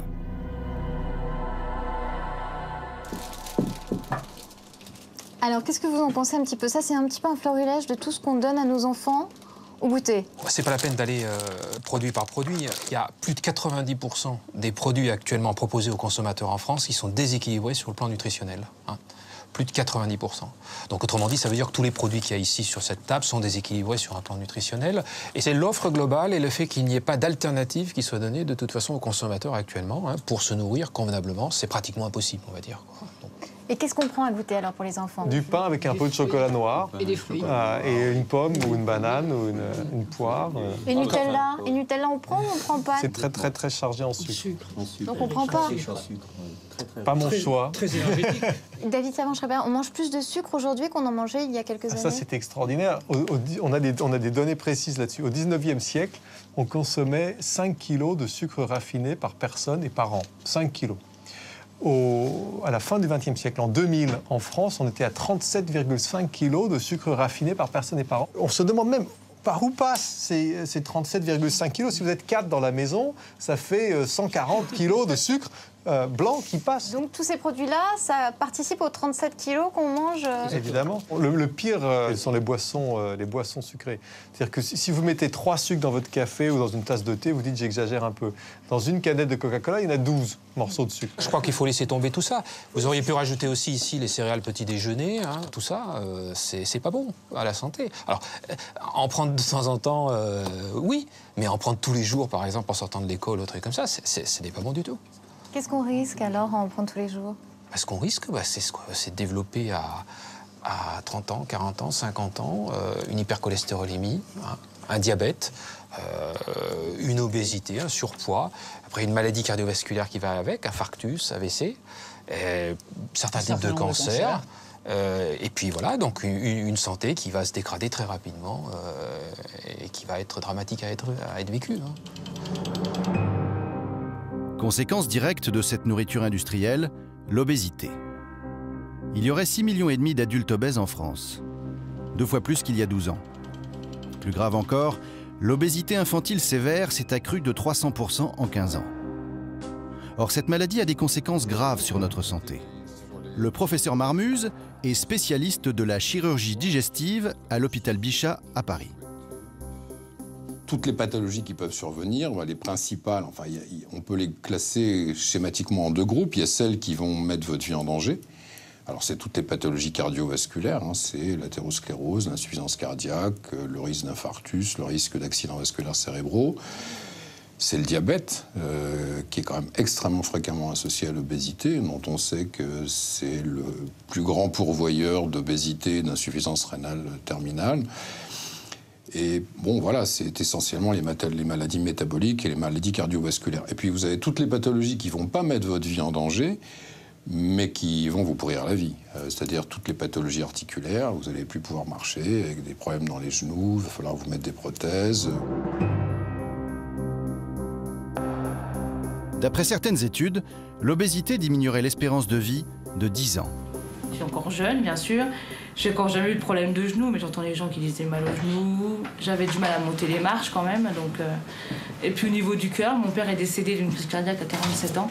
Donc c'est là qu'on a décidé de me prendre en main. Je commence à avoir des problèmes de santé au niveau des articulations des chevilles, du genou. Du coup, je me fais suivre pour perdre du poids, quoi. Parce que j'ai quand même presque 80 kilos à perdre. Et à 30 ans, c'est un peu dommage, quoi. Monter des escaliers et être essoufflé à la longue, c'est énervant. Et ensuite, reprendre son souffle, le cœur qui s'emballe pendant au moins 10 minutes. Donc là, j'ai 30 ans, bientôt 30. C'est que le début, donc si je continue dans ce rythme-là, qu'est-ce que je vais être à 50 ans ? Sommes-nous tous égaux face à l'obésité? Bien s'alimenter coûte souvent plus cher et les plus démunis se tournent vers des aliments riches en calories, mais pauvres en nutriments. Du sucre, des graisses et de l'énergie à bas prix. Nous rencontrons Serge Erkberg, directeur de l'unité de surveillance et d'épidémiologie nutritionnelle de l'INSERM. Il préside également le programme national Nutrition Santé qui a pour objectif d'améliorer la santé des Français en leur donnant des conseils pour manger sainement. Est-ce qu'il y a une fracture alimentaire aujourd'hui en France? C'est indéniable. On voit aujourd'hui une fracture alimentaire, une fracture nutritionnelle avec des populations plus favorisées qui aujourd'hui améliorent la qualité de leur alimentation, qui améliorent leur activité physique et qui améliorent leur état nutritionnel, alors que dans les populations défavorisées, les problématiques restent extrêmement importantes et l'écart se creuse. Et si vous regardez par exemple la problématique de l'obésité de l'enfant, on a beaucoup d'études maintenant en France qui montrent que chez les enfants des classes sociales les plus favorisées, comme chez leurs parents, on voit se stabiliser ce qui était l'épidémie d'obésité. Aujourd'hui, elle se stabilise, voire même elle diminue dans les populations les plus favorisées, alors qu'elle augmente encore de façon considérable si vous faites les mêmes études dans des zones d'éducation prioritaire, dans des collèges, dans des écoles de zones plus défavorisées. On a 2 fois plus chez l'adulte et parfois 3 fois plus chez l'enfant d'obèses ou de surpoids dans les populations défavorisées.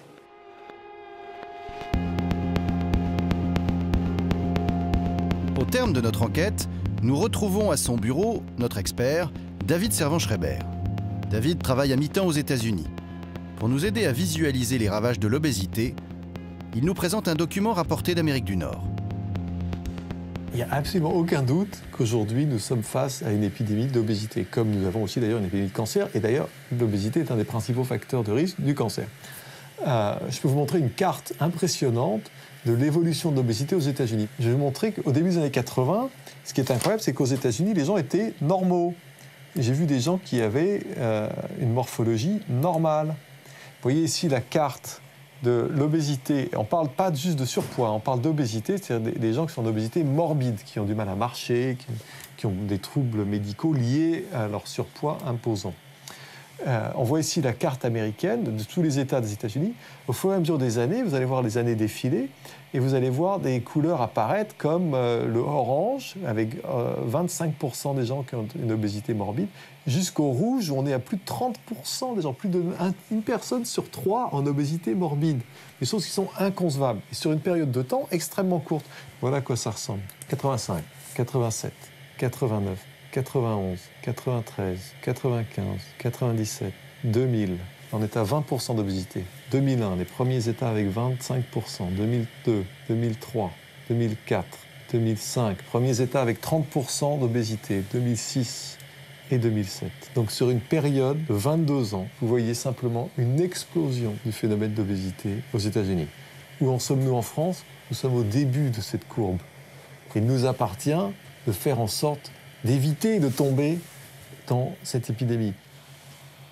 Et je vous rappelle que l'obésité, c'est un des principaux facteurs de risque pour le cancer. Donc ce que vous venez de voir là, avec 10 ans d'écart, parce qu'il faut au moins entre 10, 20, peut-être 30 ans entre l'obésité, le développement de l'obésité et le développement du cancer, c'est potentiellement la carte du cancer dans 30 ans. David Servan-Schreiber n'est plus le seul à lier l'augmentation du nombre de cancers avec l'environnement et l'alimentation industrielle.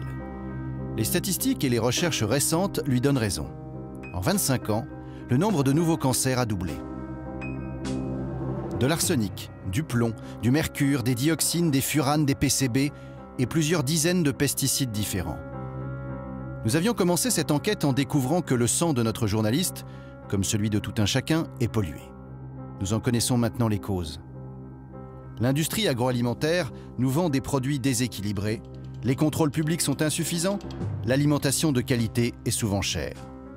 Et pourtant, rien n'est irrémédiable.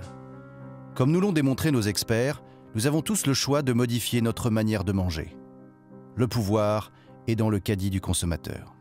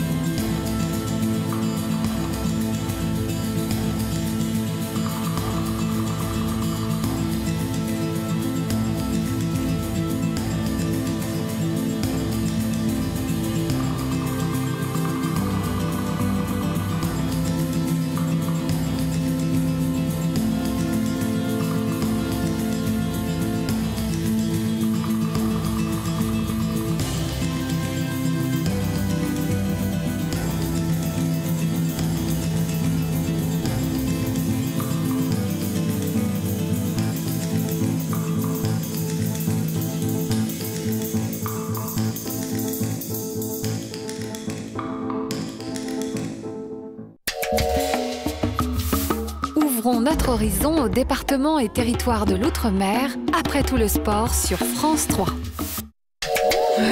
Bonjour. C'est ici que se déroule l'audition? Oui.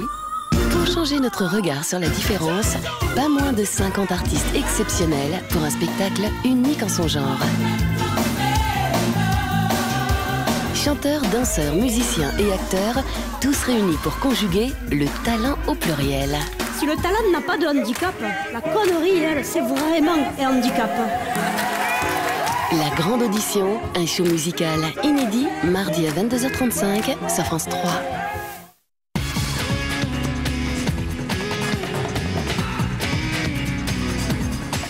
Bonsoir, merci d'être avec nous. À la une ce soir, le football et la Ligue des Champions. Le choc de la soirée opposé, vous le savez, Arsenal à Barcelone. Les images tout de suite commentées par Nicolas Vinoy. Arsenal-Barcelone, c'est la rencontre de deux géants européens emmenés par Arsène Wenger et Pep Guardiola. Oui, mais voilà, sur la pelouse de l'Emirates Stadium, le seul géant ne mesure qu'1,69 m et s'appelle Lionel Messi. Et même si l'Argentin se rate sur cette première occasion, c'est bien lui qui délivre la passe décisive à David Villa un peu avant la demi-heure de jeu. 1-0 pour Barcelone, c'est le score à la pause. Mais tout s'inverse ensuite. C'est d'abord Robbie Van Persie qui, dans un angle impossible, trompe Victor Valdés. Arsenal revient à 1 partout à la 78e minute et moins de 5 minutes plus tard, Samir Nasri donne à Andrei Archavin qui permet aux Gunners de s'imposer 2-1 avant le match retour à Barcelone. À noter que c'est la première défaite du Barça cette année en Ligue des Champions. Et dans l'autre match de la soirée, Rome accueillait Donetsk. Bilan, une surprise et vous allez le voir, une véritable avalanche de buts. Le commentaire de Marine Enodi. Confiant Philippe Mexès, du moins au début. Le Shakhtar manque de repères, la défense ukrainienne est brouillon. Totti trouve Perrotta, 1-0. Pas le temps de fêter ça, une minute plus tard. Jadson récupère un mauvais dégagement, il frappe, ballon dévié qui trompe Donny.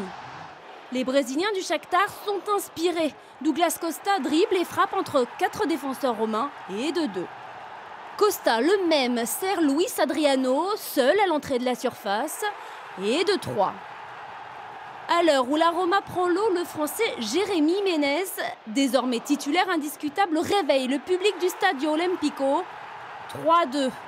Malgré cela, défaite de la Roma qui voit s'éloigner les quarts de finale. Marseille Open 13, la journée des Français. Tsonga passe non sans mal. 5-7, 6-4, 6-2 face à Stakowski. Plus facile pour Gilles Simon, il sort Davydenko en 2-7, 7-6, 6-4. Clément, lui, s'en va, battu par un compatriote, Roger Vasselin, 6-3, 6-2. Wellington, tout le monde descend. Voile Barcelona World Race, escale imprévue en Nouvelle-Zélande pour le tandem Dick-Perron. Les leaders de la flotte connaissent un problème technique qui les oblige à un arrêt de 48 heures. Voilà la course totalement relancée. NBA à Miami, Dwayne Wade au rebond pour une passe à suivre de près de 28 mètres. À la réception, le camarade LeBron James. Wade a également marqué 41 points. Miami l'emporte 110-103 face à Indiana et prend la deuxième place à l'Est derrière Boston.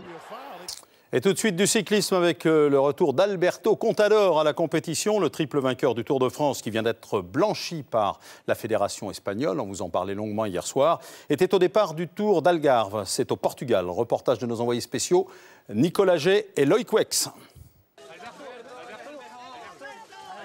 Alberto Contador assailli par les journalistes. Faro ce matin, l'Espagnol a du mal à se frayer un chemin au milieu des caméras. Quelques heures à peine après avoir été blanchi, l'ancien banni a pris le premier avion pour Lisbonne car il voulait recourir à tout prix. Ça a été un voyage très mouvementé. J'ai raté l'avion pour Faro parce que je suis parti en retard et je suis arrivé à 2h30 du matin. J'ai donc très peu dormi. Alberto Contador à nouveau dans le peloton. Voilà une image que l'on n'imaginait pas revoir il y a encore une semaine. Ce matin, une inconnue, où en est l'Espagnol après 6 mois de procédure et d'entraînement en dents de scie. Aujourd'hui, ça risque d'être très difficile pour moi, parce qu'hier, ça a été une journée très intense. J'espère juste passer une journée plus tranquille et je suis très content d'être là. Je suis certain qu'il est prêt, il est très motivé. Et à mon avis, on va voir cette semaine. Lors de cette première étape longue de 157 km, Alberto Contador est resté sagement au chaud au sein du peloton. Pour en savoir plus sur sa forme actuelle, il faudra attendre après-demain et la grande étape de montagne de ce Tour d'Algarve.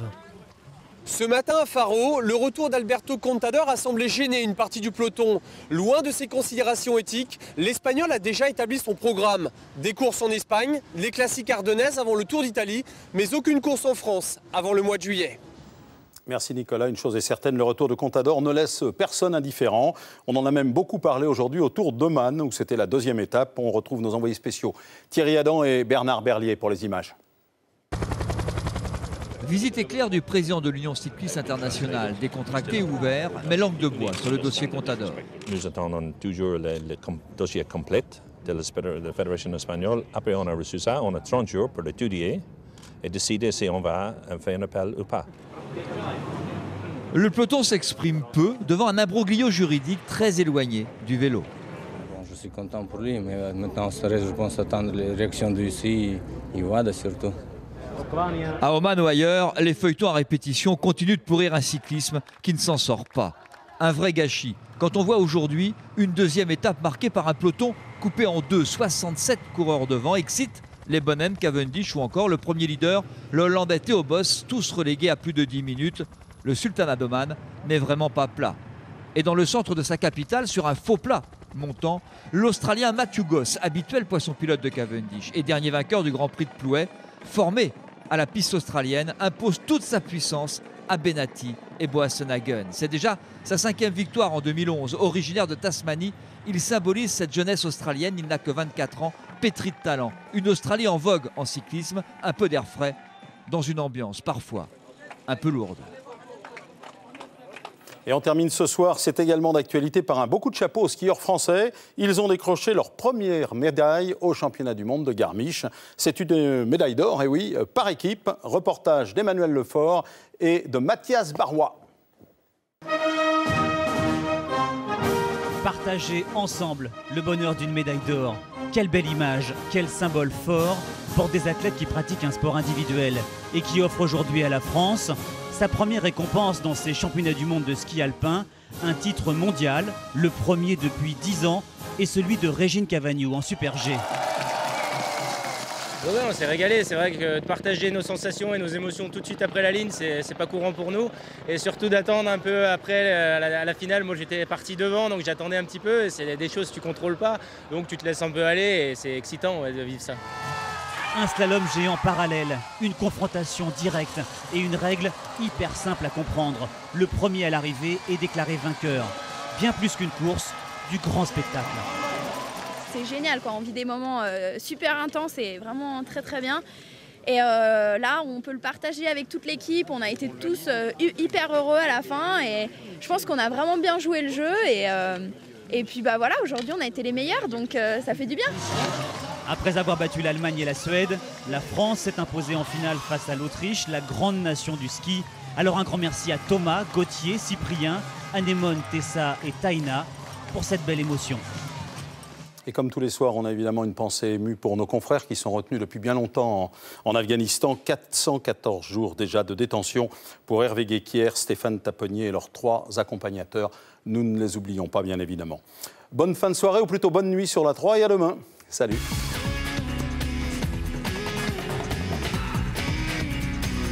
On se retrouve demain, fidèle au poste. Salut et merci. Retrouvez toutes les infos sportives dans tout le sport sur France3.fr.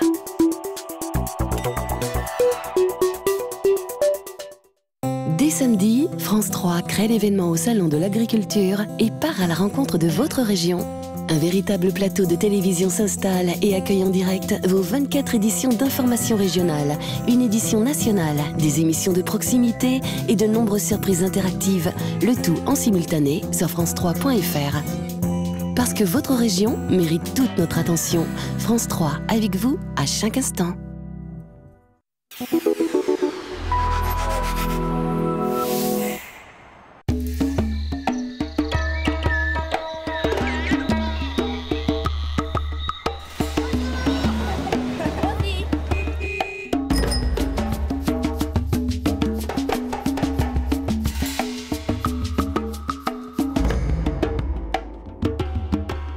Aux quatre coins de la planète, les pays d'outre-mer se déclinent en couleurs.